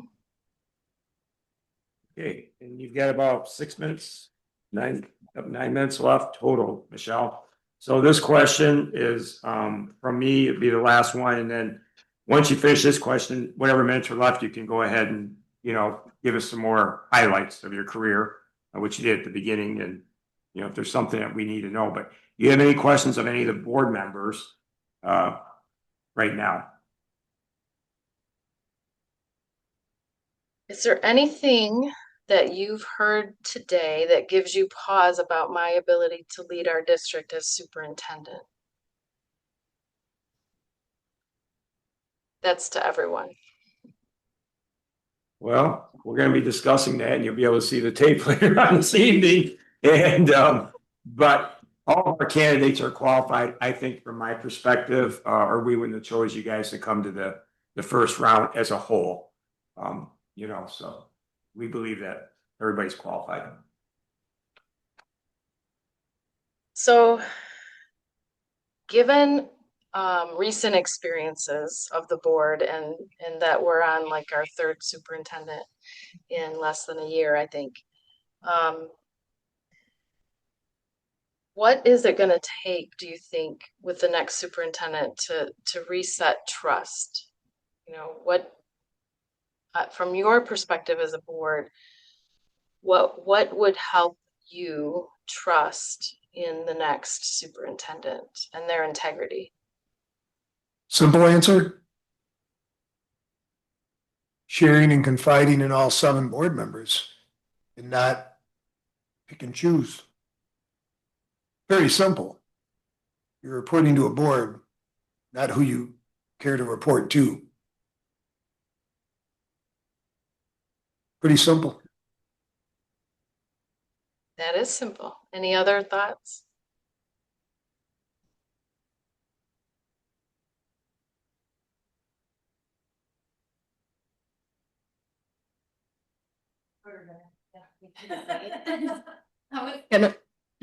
Yeah, I don't know if you heard that, but he summed it up pretty well down there.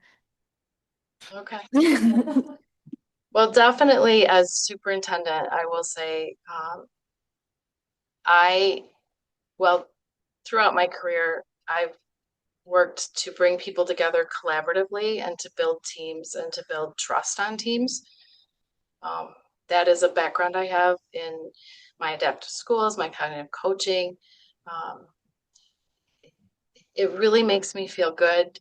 For example, after our MyKit meeting yesterday, people were like, this is really, we're all starting to gel and I see what our goal is and what we're doing here. And it just took, a few months of meeting for people to catch the vision and understand the task and their role in it.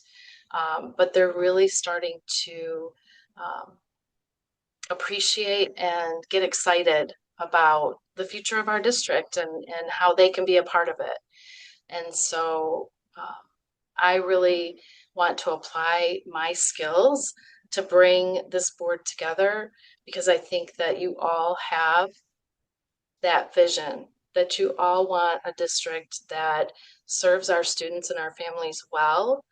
And I know you are competitive at heart. I mean, you share my goal of being the best, maybe not the best in the state, but certainly in our region, in our area. Swartz Creek has all the makings of success. We really do. And when you get down into our buildings and in the heart of what's happening, our staff and our students are amazing. And this is a wonderful place. And so I really do hope that I have that opportunity to partner with you. I have been here the majority of my career, and I'm from Swartz Creek.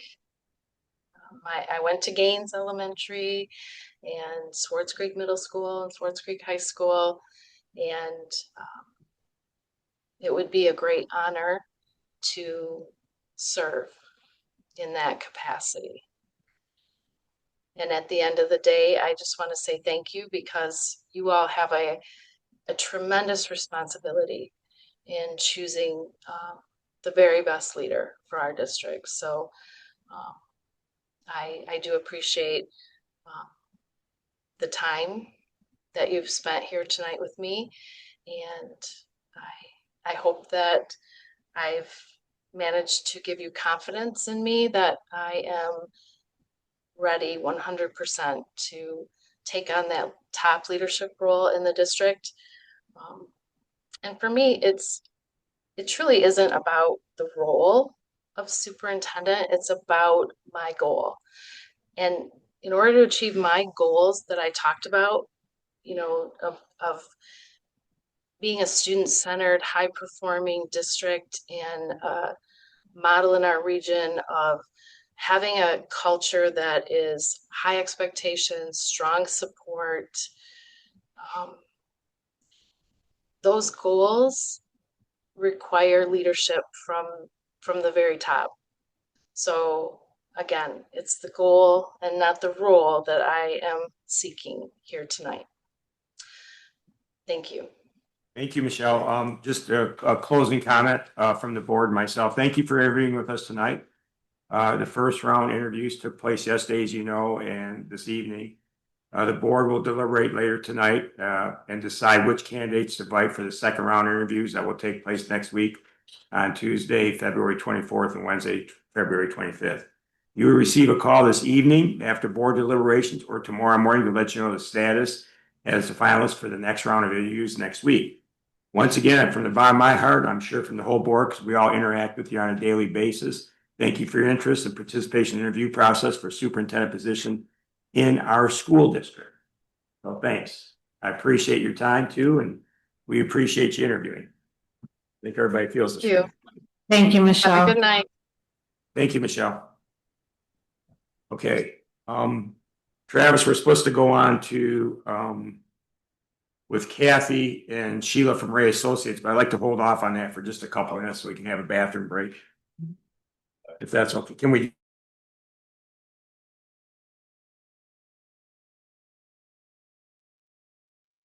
Yep, just a short break, 2-3 minutes. You can tell right now if you want, right now. Like, Oh, okay. Sheila and Kathy, we're gonna take just a very short break, maybe 3, 4, 5 minutes at the most. We have a small audience and we have, I don't know who needs to use the restroom, but we're still in open meeting. No problem. Thank you.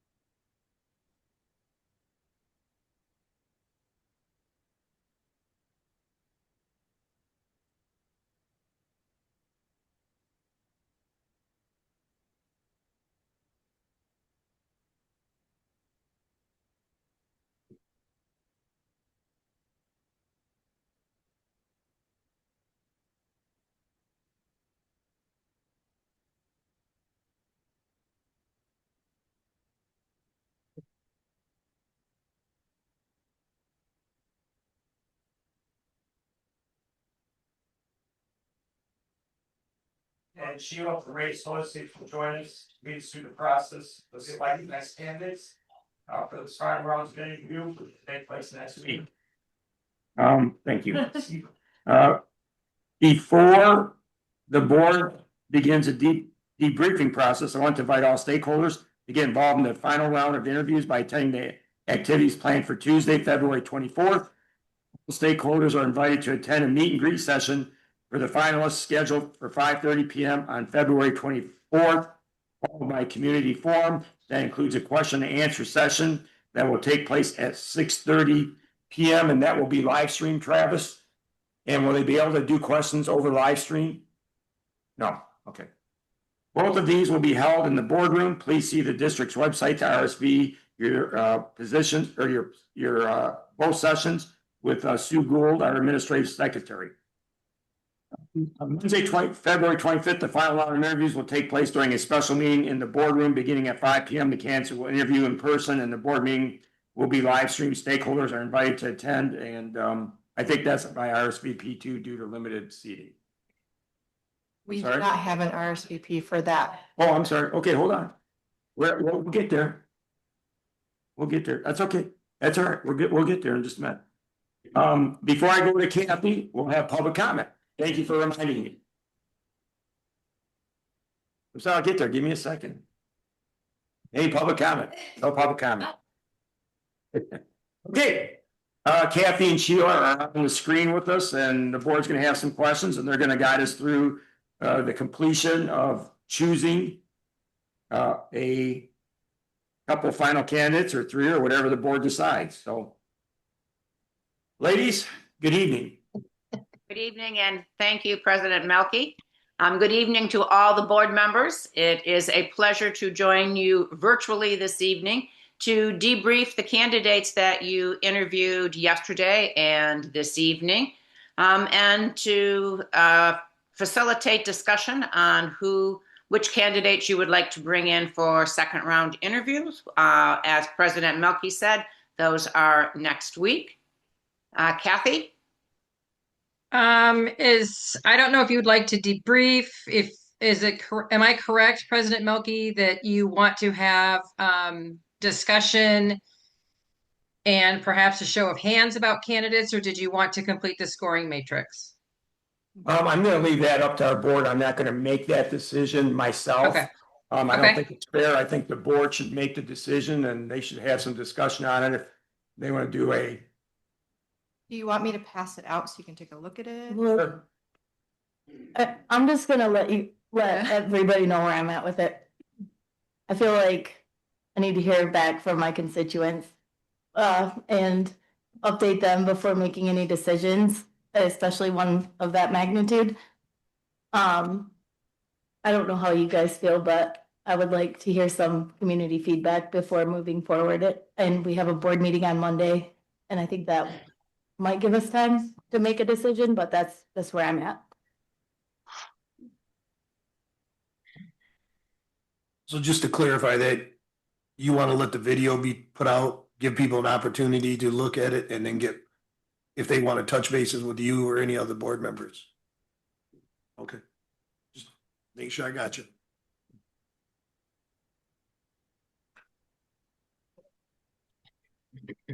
So then we're not getting back with people tonight or tomorrow morning. Great. What? Then we wouldn't That's be a- responding to people. I would rather have that responsibility than not hear people out. Right, but that should have been probably mentioned yesterday. You can still reach out and just let them know that it's pending. Yeah. Any other comments by the board?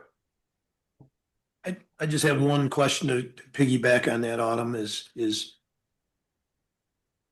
my next question with that is, how many days are we gonna put this in a holding pattern? Monday was my recommendation. We have a board meeting on Monday. So just add it to the agenda for Monday's meeting. Yeah. We make our selection for the Yeah. final In- round. And how is this placed on the calendar? Is it a board meeting or is it just to conduct interviews? Are we allowed to take action here? Yes. Yes. Yeah. We are, and I believe that, I won't, you know, say too much on, but you've been elected by your constituents to represent them and to make an active decision. And we've told these candidates that, and I know that you want to talk to your constituents, but there is a certain amount of trust on them. Yeah. Because the constituents have elected you to represent them, and we can't check on them with everything. And this is not a final interview. It's to pick 2 or 3 candidates, what the board decides. Okay. And I think we owe it to them to move this process forward. I think we owe it to the candidates. And I'm just kind of asking if you guys want to do I thought the matrix system or do a roll call like we do a 1-2 vote. You know, who do you think the 2 top candidates are? And pick 1 and 2, or what the board's pleasures. I don't think it's beneficial to postpone this any longer. And in the meantime, if we choose 2 or 3 candidates and they know by tomorrow morning, it may not be the candidate that they particularly wanted, but you're not going to make everybody happy in the Right. district. And the 2 or 3 candidates that we do pick, maybe they can choose from them, and then they could feed back to you, move the process along. Yeah, we're just narrowing down. We're not making a select. I'm just saying. Yeah, We're no, we're just yeah, taking I out got it. choice. I'm just, Yeah. I don't, because you know how it is when people don't feel included, and so that's where I'm at. So that's it. Okay. So let's get down to the thing. Do people want to use the matrix system, or do you want to do a different way of choosing the next 2 candidates or 3 candidates? What's the board's pleasure? I don't Good, want to Kim. matrix. I I'm would sorry. just like to say, Yeah. Like we do for Like trustee top of 1, 2. 2, or whatever. Like, just What do you want to do? We'll go right on down the line. okay, 3 or top 2? It's up. You guys tell me. Let's solve one question at a time. Yes. Real quick. If you want to just call roll, do we want to do 2 people or 3? So ask Chuck. What's the pleasure of the board? 2 or 3? I would prefer 3. Some are taking 3 to the public. That's 50%. I think that's good. 3. Yeah, I'm okay with that. Somebody want to make a motion? We'll have this. Well, let Jenny and Autumn I'm respond. sorry. Well, I forget, it gives us 50%. Yeah. That's right. Yeah, I don't have an opinion on that one, I guess. I would have said 2, but I'm okay with 3. Okay, so we've solved that issue. We got 3. Next, and this is just a suggestion, you guys can shoot it down at your will, but why don't we pick our 3 in alphabetical order? That way we don't assign a 1, a 2, or a 3 on how we feel about the candidate. We pick our top 3 in alphabetical order. Okay, I just want. Yeah, but here we go. Before this goes any further, okay? Okay. Here we go back to our original discussion on selecting the 6, right? It was that once you get going, you can't slow it down. You can't slow the train down, and here we are. You know, What do you want to slow down? I'll slow it down. yeah. Like, we just completed the interviews and now we're making decisions, and this was like, I don't know. It was the whole, we weren't 100% set on selecting those 6, you know what I mean, to go to the first round interviews, and now here we are pushing them, moving the tag. Well, So I got rammed down our throat, so. yeah, but is that what you're gonna say? Yeah. But you still have control of the situation at this point, and like you. So that's also another thing that I don't think has even been talked about or considered. But just want to throw it out there for discussion. I don't really care. As far as I'm concerned, I've listened to them. I have my 3 people. If you guys want to debate or talk about who you liked or didn't like, feel free. But I would like, if we go to the voting part today, let's go by alphabetical order, last names. Yeah. And then that way we're not showing our hand or our view to the candidates. Yeah. Or other board members, or people running this rodeo, Ray and Associates. Well, if you do the matrix, everyone fills it out and we turn it in. I don't like that matrix. That's Yeah. voodoo. I also don't. Voodoo. It's voodoo. Okay, I just say someone's name, we're good, man. I agree with, So you wanna say our top three candidates and your number one candidate's we're gonna do this in alphabetical order? We're gonna give our candidates last name alphabetical order. So let's say it was me, you and Jenny. Okay, It would be me, you and Jenny. Now, I may think that Jenny's way better than me and you, but we're going in alphabetical order. That way we're not showing our hand. And there's no misunderstanding, there's no having to circle numbers and go down a chart and a graph and everything else. We're all adults, we can all read and we can all read someone's last name. It's pretty simple. We don't need to do this. or we all circle our 3 people on here and we're done. Feel free. You can circle your 3. I'm gonna give 3 last names.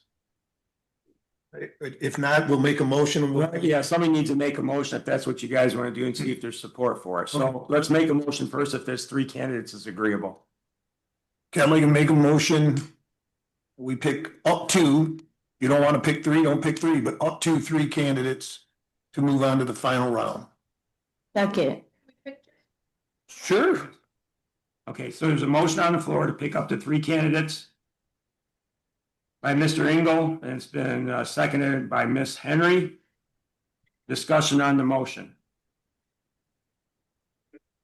Kim, you had some discussion that you could pick 2 if you wanted. Was that your question? Yeah, you can pick 1 if you want. One if you want. No further discussion? Roll call vote. Sue? It's called short. I'm sorry. Jenny Walgast, Yes.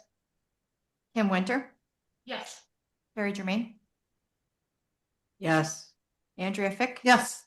Autumn Henry, yes, Chuck Melkey. Yes. Henry- Motion passes. Oh, hang on. Oh, I'm sorry, I Ken. didn't get the vote, Chuck. I'm sorry, I'm trying, I'm just, Breaking my heart. I'm sorry. Yes. Not to have public comment. I apologize. Stu, my apologies. Ken Engel. Yes, sir. Pen Engel. Yes. Cool. I figured it was your motion to pass. Okay. It'd be pretty past this. Okay. It passed. It's okay. What's your question, Kim? Ask your question, Kim. We're good. We want everyone to be happy. Do this in alphabetical order? That's. We're gonna get to that. We're gonna give our 3 or 2 or, well, if there's 1, it doesn't matter.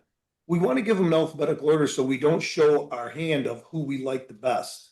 Because the candidates are gonna watch this. Maybe you don't want me to know who you like the best, because I really don't want the 6 of you to know who I like the best. I'll be brutally honest. It's none of your business. thanks. No. No, I'm picking 3. I do not like that matrix. We'll vote, we're gonna vote on that. And if you want to vote for the matrix, feel free. You put 1, 2, 3 next to their name. That easy. Yeah, well, just writing down those names, I'm gonna own it though. Why aren't we gonna, we're eventually gonna say them out loud? Right. Yeah, I don't understand. Yeah, you guys can write them down or say them out loud. I'm just gonna say mine out loud if everybody agrees. We're eventually gonna say them. In or previous. Okay, here, I'm gonna pretend. Pick your top 3. You're not saying that. Let's use us for an example, okay? Let's say we're gonna pick out of the 7 of us 3 to move on. I'm gonna go with who I think, but I'm gonna say it in alphabetical order. So first I gotta do math. Henry, Melky, Walgas. That doesn't mean that's what. So that is in alphabetical order, isn't it? Okay, yeah, just let's make it simple. Henry, Melky, Walgas. Doesn't matter that you just chose them, Kim. You're not saying who's 1 or who's 2 or who's 3. You want alphabetical order and 3 candidates that you want to move forward. It's a deliberate act not to show who you think is number 1 or number 3. Everybody good with that? Yeah, you can just do 2. That's fine. Maybe you only like 2. Okay, I'd make another motion to give our choices by last name alphabetical order from each board member. And Sue, up to 3, thank you. And Sue will write down which each of us picked. Okay, we should probably look into that because I don't think you can vote in ABC order. I think it has to be random. But I'm not sure. Do it random. It is random. Advice from Rain Associates? I mean, how are we supposed to do this? Are we not supposed to announce names? No, you're going to announce names anyway.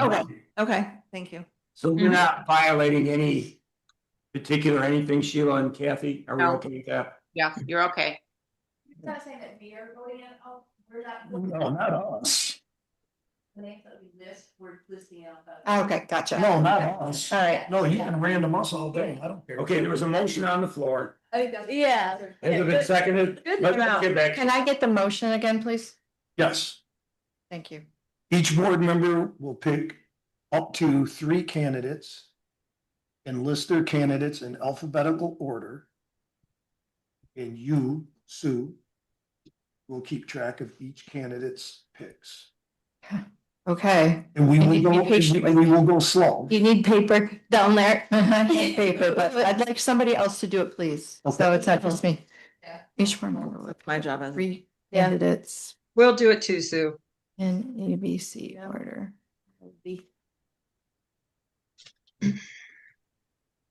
Okay, each board member will pick up to 3 candidates in ABC order. Good? And Ken made the motion? Yeah, is there a second? I'll second. Been seconded by Jenny Walgas. Although we've already had discussion, any further discussion on that? No further discussion. Sue, roll call vote on that motion, Okay. please. Carrie Germain, Yes.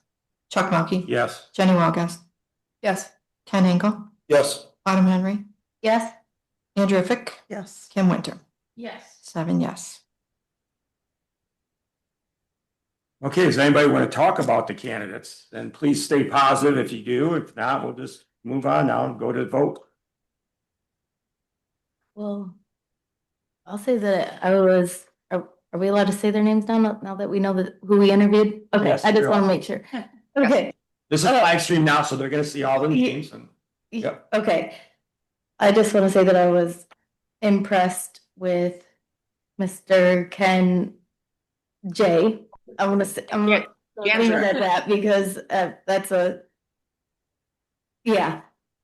What particularly impressed me there was all of his answers were based around students, I felt like.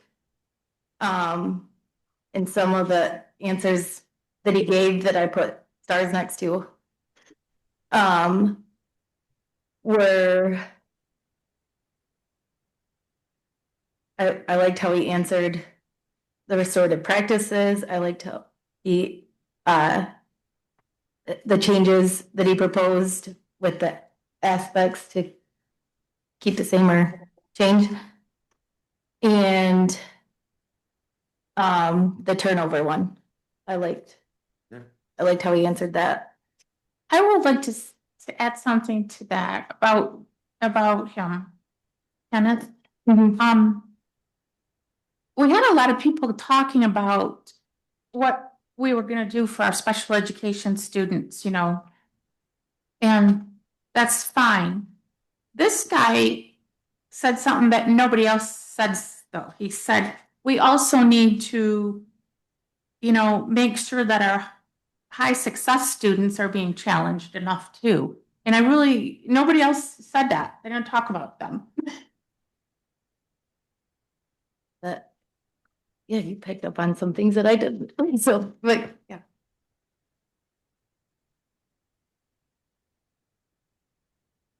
That's just one. If I don't know if anybody else wants to share, I don't want to keep talking up here. Anybody have anything else to share?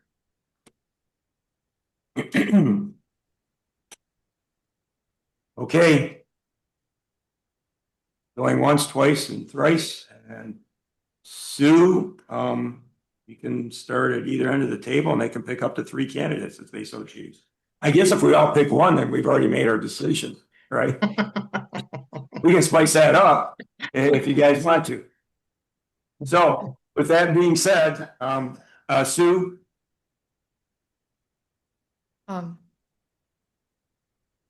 Andrea, Alphabetically. Paul Sexton Stevens. oh. Next.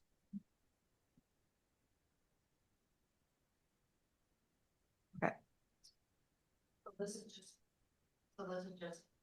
Those are your top three, correct? Okay. Well, I'm sorry, I'm gonna try to keep track too. Paul, Paul Sexton, Stephen. thank you. Okay,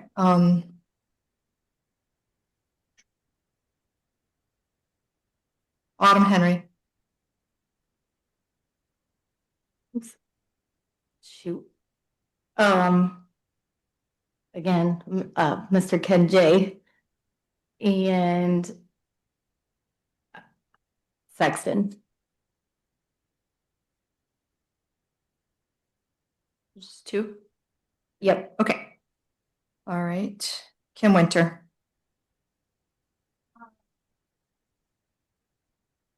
Robert, Vicky and kind of just. It's called Ken J. Ken J. I wrote this. Could you turn your microphone Jan on and say Zarek. that again, please? Jan Zarek. Say it again. Kim. Robert Bicky. And Jen Zarek. yeah.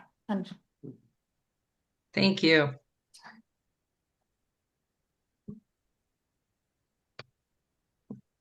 Okay. Chuck Milky.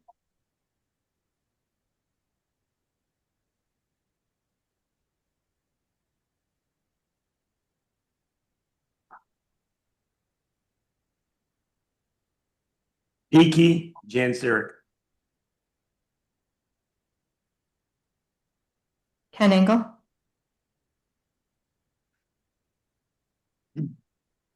Beaky, Janzeric, Sexton. I'm sorry. I apologize, I didn't turn it on. Beaky, Janzeric, Sexton. Carrie Germain. Mr. Jensaric, Michelle Paul, and Dr. Stevens, Sarita Stevens. And Jenny Walgast. I will say Robert Beakey, Kenneth, and Michelle Paul. Okay. I will total up.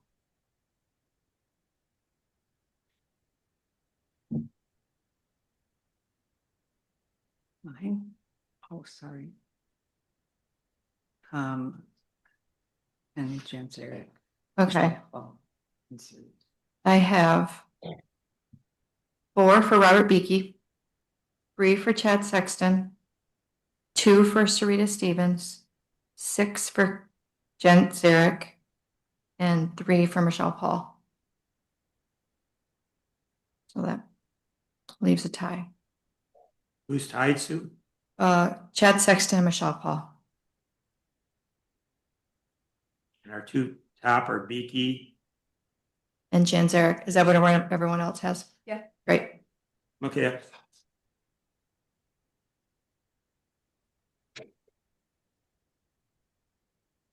So to Ray and Associates, you suggest we have a runoff? Let us vote on those two. So I don't vote on those two. Would that be the fairest way to do it? Is what I'm thinking. You are on time, right?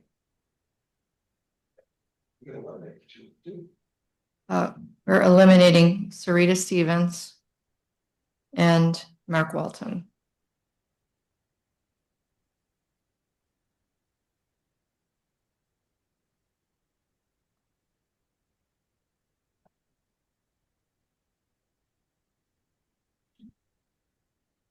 Yes, the total again is Robert Beakey, I have 4. Chad Sexton, I have 3. Sarita Stevens, I have 2. Kenneth Janzarek, 6. Michelle Paul, 3.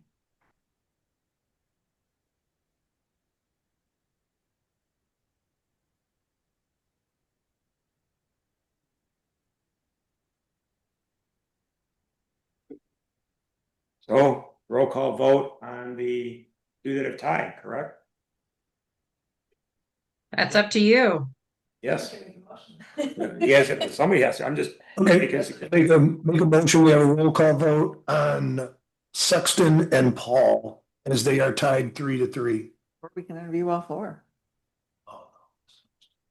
Second. we already agreed on 3. Yeah, That was the first motion that we all agreed on. so Not- there's your motion. Second. I'm sorry. I'm seconded it. The motion said what, Ken? I'm sorry. Motion is we do a roll call vote on Sexton and Paul as they are tied 3-3. The only problem with that is some people didn't vote the full 3 votes. So what are those people gonna do? What? You're gonna vote for one or the other. You're gonna vote for one or the other. You can't vote for both. You're gonna say one name. Guess you guys aren't understanding. Some people, because of the way you guys set up the motion, said you do not have to vote for the 3 people. So if somebody didn't vote for either one of those candidates, why are you forcing that person to vote? You just said you're gonna have to send. That doesn't work that way. Listen, you guys are the ones that set the rules. You set up the 3 people and you said you didn't have to vote for 3 people.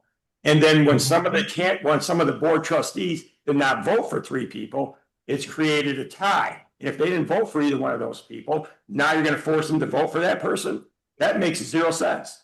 I get what you're saying, yeah, because there were two people that didn't select either of those. And they're Correct. so That's, how you're. We're gonna eliminate the bottom 2 and just promote up 2.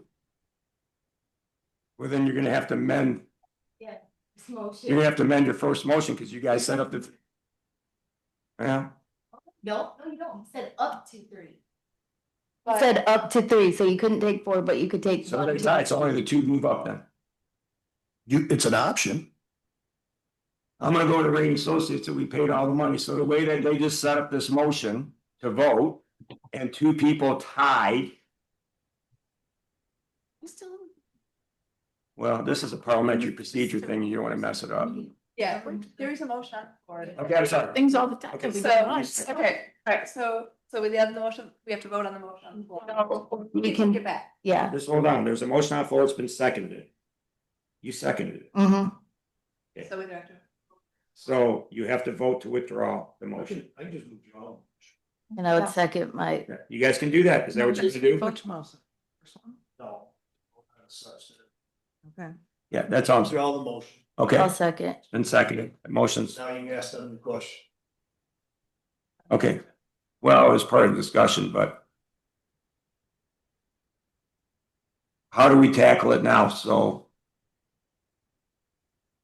Could I just, Sheila? I'm gonna take 2 forward? I guess you can re-motion. I know, but you can re-motion, I think.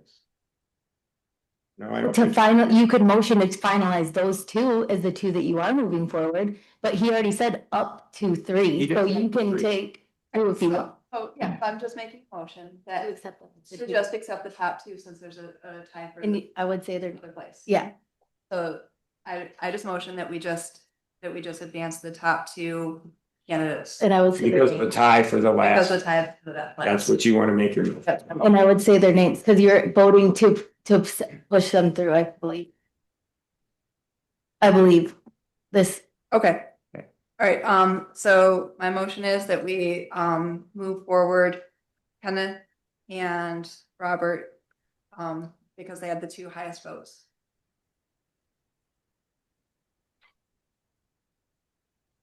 second, There's a motion on the floor because we had a tie that the top 2 candidates would be moved to the final round. It's been seconded by Autumn Henry.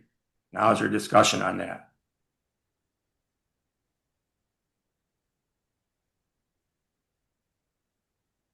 I feel like we went backwards from wanting to get community input to now only 2 candidates. well, That's what the. that's what, and that's exactly what I said was gonna happen if we didn't, so.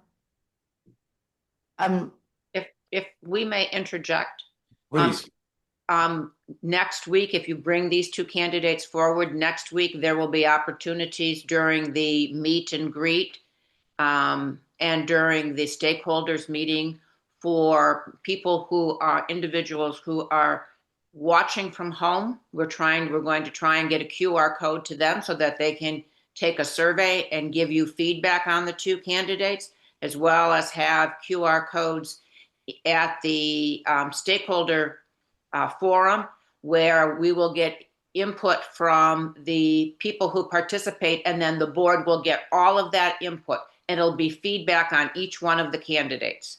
Yeah, but do you see how it's only feedback on 2 and not feedback on 6? I think that, right, Andrea? Is that what you're saying? Oh, okay.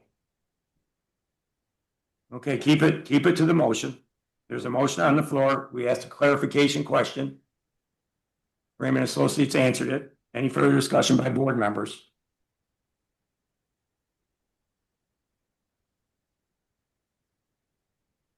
Okay, roll call vote. Okay, I just want to make sure this is right. You want to make a motion that we move forward with Kenneth Janzarek and Dr. Robert Beakey, because they had the 2 highest votes. Jenny made the motion, Autumn seconded it. Okay. Correct. Okay. Carrie Jermaine, No. Kim Winter, Yes. Chuck Melkey, Yes. Jenny Walgast, Yes. Ken Engel, Yes. Andrea Fick, No. Autumn Henry, Yes. 5 yes. Motion passes.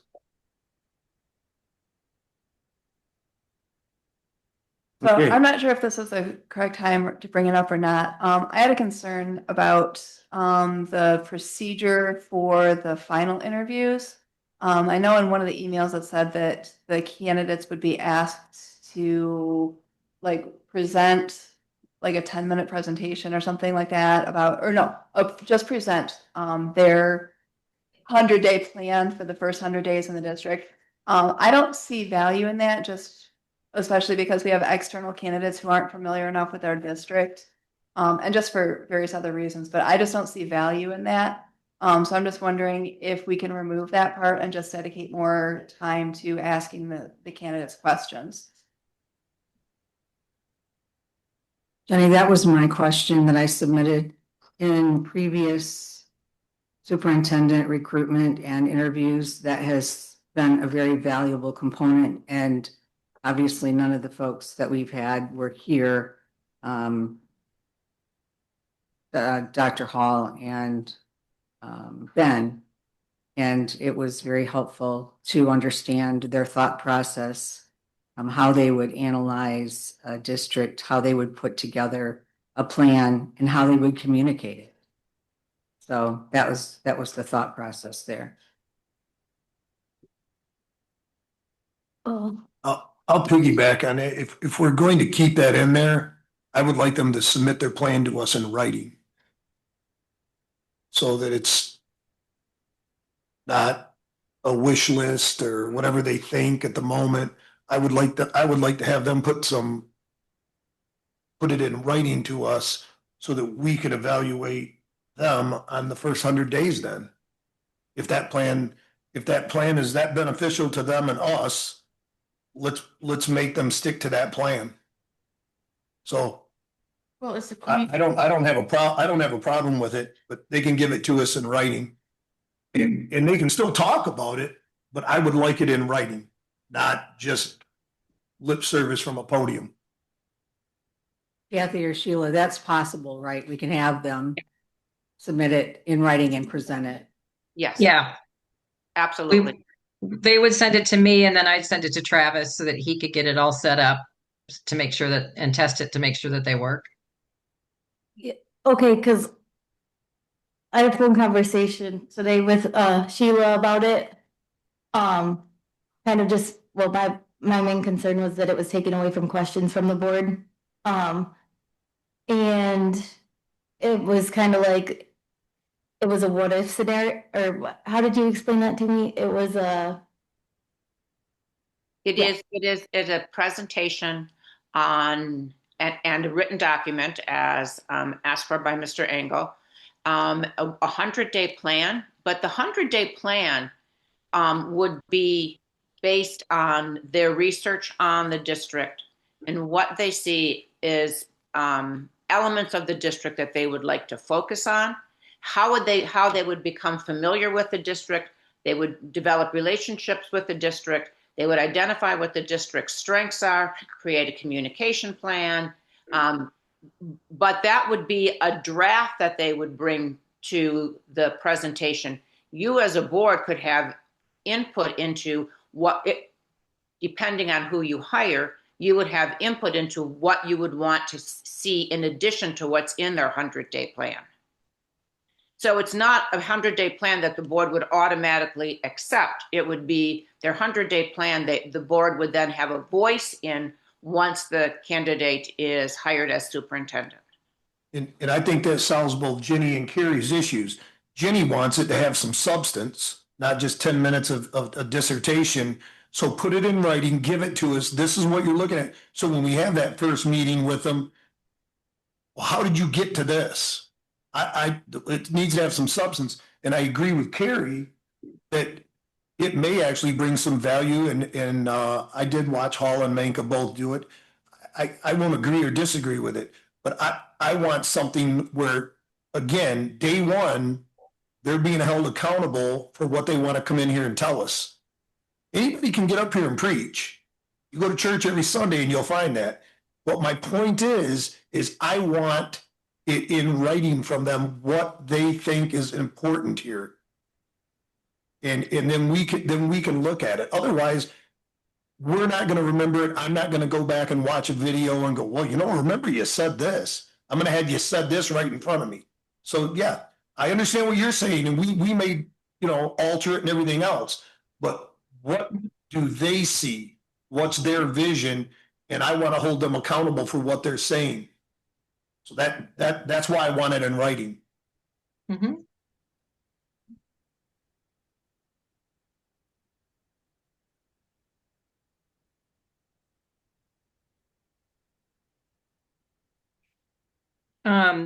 Are we limited? Are we stuck on the 10 minutes? I want to be able to give them an idea so that they are prepared for the amount of time that they have to speak on it.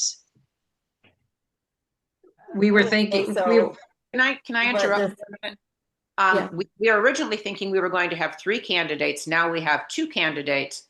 So if the board would prefer, we could, as Trustee Henry mentioned, wanting more time for a Q&A, we could extend the question and answer period a little bit longer and then give the candidates 15 minutes for the presentation.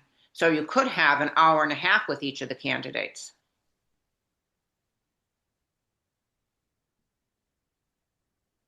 I'll pass. Remind me of a bad date, an hour and a half.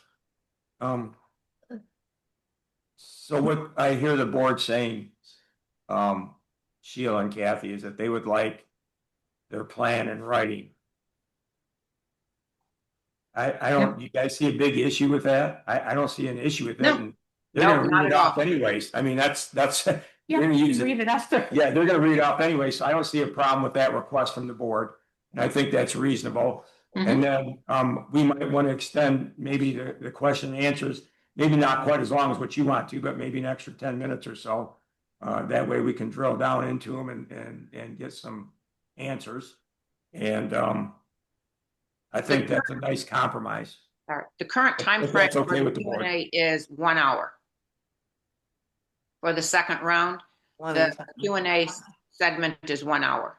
okay. Does that include the 10 minutes? No, that's then the presentation would be in addition to the 1 hour Q&A. Okay. I think that's okay. Yep.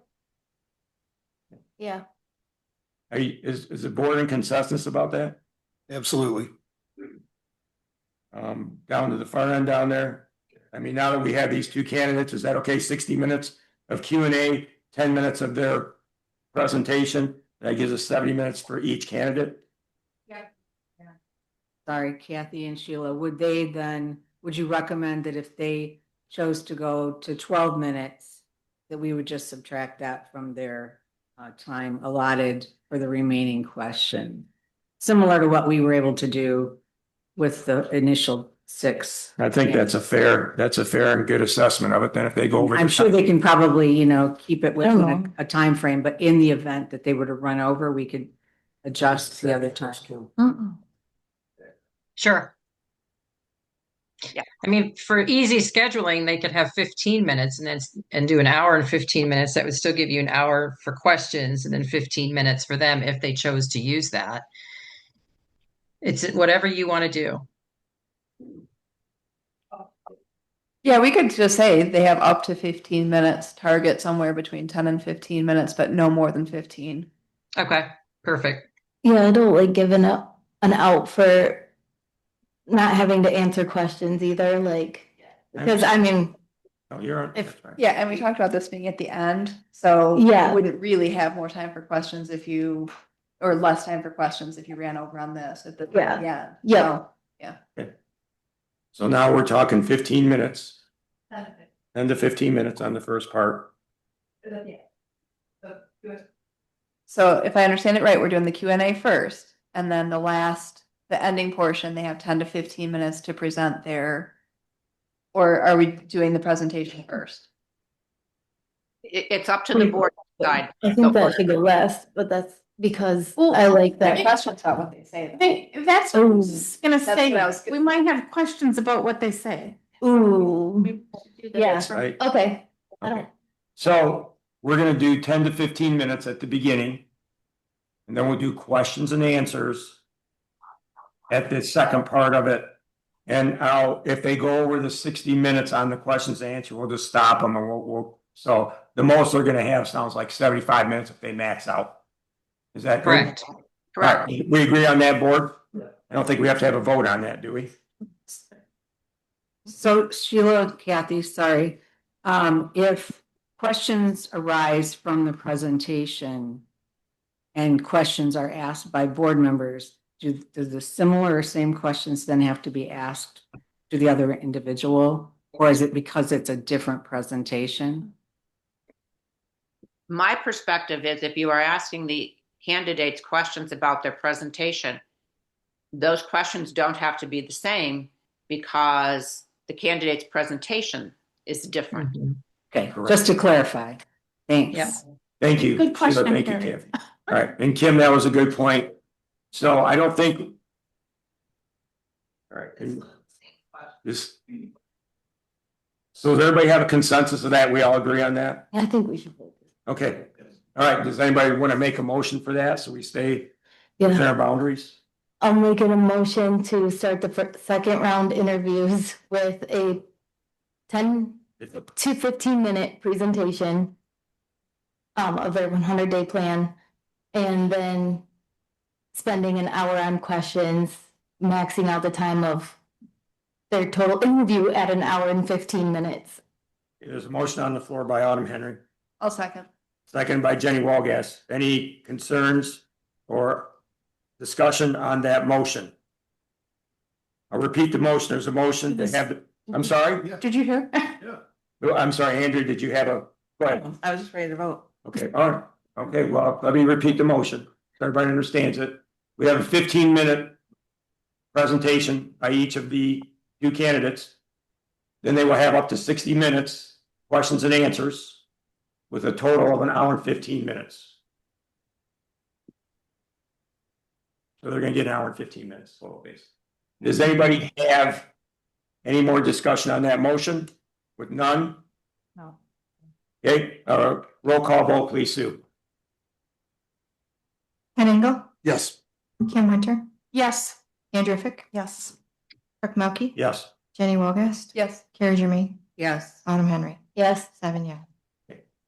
Do we have any other cleanup from Sheila or Kathy before we go into public comment, please? No, we get it at the end. I'm sorry. Yes, please. Yes. If board members have questions that they would like us to include in the second round interviews, would you please send them to Kathy? We've heard from a few board members, but we have a few board members that we're still waiting. If you would like to have your questions included in the second round interviews. And go ahead, Sheila.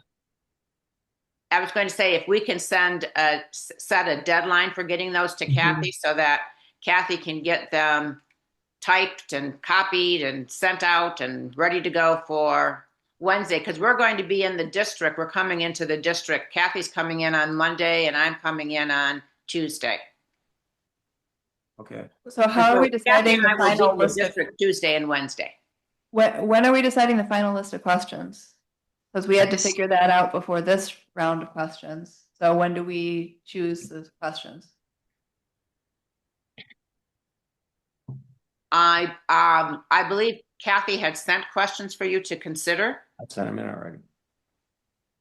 Yeah, we had to finalize the first round We interview all sent in questions. we sent in the ones that we wanted, and then we had to, as a group, had to decide which questions. Which were going to 14 be- we wanted to bring tonight. Right, so now you have a few people's feedback as to what questions they want, but as a group, we have not decided what the final list of questions is going to be. So at what point do we make that decision? If we can get those questions from board members, you can look at them on, I believe that President Melky said that there's a board meeting on Monday. There is. You could look at them on Monday and approve them on Monday. So you would send us a list of possible questions and then we would approve that final list on Monday? Okay. I want to make sure I understand the process and that we all get a chance to approve. So, the yep. questions. So you already have received some suggested second round questions. Those were sent out last week. So you can take a look at those or you can suggest some of your own. If I could have them, because I fly out Monday morning, so if I could have them no later than Saturday at 5, and then I'll put them together on Sunday, and Sheila and I will noodle with them or look at them or calculate them or whatever and get them to Sue for the meeting on Monday. Is that fair? Yes. Okay. How many questions are you gonna do? Are you guys gonna talk about that, or how many questions take up for an hour of time? As you got through all I mean, 14. everyone will get 3 or 2. I'm just curious. Well, and the number of questions kind of depends on if you ask follow-up. And also, if you have one of the two candidates, if you want to ask questions about their presentation, then that might take away from the actual number of questions that were prepared. Does that make sense? I would say 15 times 3 is 45 minutes. I'm doing math. I would say 15, 16, maybe. And then you could, finalize it. Do you have any questions for us? That kind of thing. The other thing is that this is an opportunity for board members to ask follow-up questions. Remember, the first round, we had the questions, and you could only ask the questions in that order, and you weren't deviating from them. In this round of interviews, you can ask follow-up questions if you want to dig more deeply into their answer. The initial questions will be the same, but then, like Sheila said, you can have follow-up if you'd like. So maybe 10 questions then, because we just did 15 and 45 minutes. And Ken had a 1-answer question on there. Yeah, because that would give like 10 minutes per question to give us time to ask the question to them and for them to answer and for any follow-ups. So that seems reasonable. Well, they're gonna have 60 minutes, and if they want to step up their answers, they can, and I think it's fair that listen, if everybody submits their questions, and you can submit your own questions, as Rain Associates have said, and we'll put the questions out there, and obviously we don't want one of the board members taking up 15 or 20 minutes by a bunch of follow-up questions. That's not fair to the rest of the board. So, and you want a variety of questions. So I think that Andre said 10, 12, 15. Somebody mentioned something else. 15 sounds reasonable to start out with. That's 4 minutes in and out for each question. I said 10, but okay. Well, that's fine, Andrew. Yeah. But if we Yeah. get done with the 10, then what do we do? Yeah, I mean, what do you guys pick a number? I'm agreeable with whatever you guys want to do for a number. Well, if we do 14, that gives us each 2 questions to ask. It's like tonight. We don't. On the 15th would be the generic. Okay, Whatever. is that good? So 14 questions, what we're shooting for, Miss Kathy and Miss Sheila. Okay. That's okay. Yeah, Yep. perfect. Let's move on. Let's move on. That's enough discussion on that. We beat this. So we've got our dissertation volume for 10 to 15 minutes. We have our 14 questions, which gives them, 3 to 4 minutes on each one, with some follow-up. Anything else that we have to clean up, and you need those by Saturday at 5 o'clock, and you'll have to Correct. send back to Sue for our Monday board meeting. Yes, correct. Correct. And then I'll Anything work else with for Sue. housekeeping? I'll I'm work for, nope, I'll work with Sue. Sheila and I will work with Sue to take care of the things for next week. The forum questions and that kind of thing. And then Sheila will be watching the interviews. We will both be there on Wednesday. I'll be candidate care and Sheila will be in the boardroom, watching the interviews. And if there's any questions that come up, she can answer those. Okay. Ken just gave me a reminder that I have to collect all the questions and all the applications, correct? Yes, please. Okay, thank you. Mm-hmm. Otherwise, I think that's it for us. Okay, thank you. Yeah. Unless you have any questions for us. If I do, I can call you or somebody else. You absolutely can. Thank you. Sheila, I do have a question, or Kathy. When will the candidates be contacted? This evening or tomorrow? This evening. I will Okay. be contacting them this evening. Okay, thank you. Will they know that we chose two, or do they? Mm-hmm. Yes. Okay. Yeah. Yeah, and the website, I would imagine the website will be updated tomorrow to say who the two are.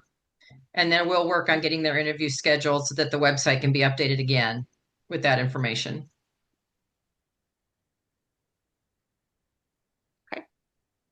Thank you, ladies.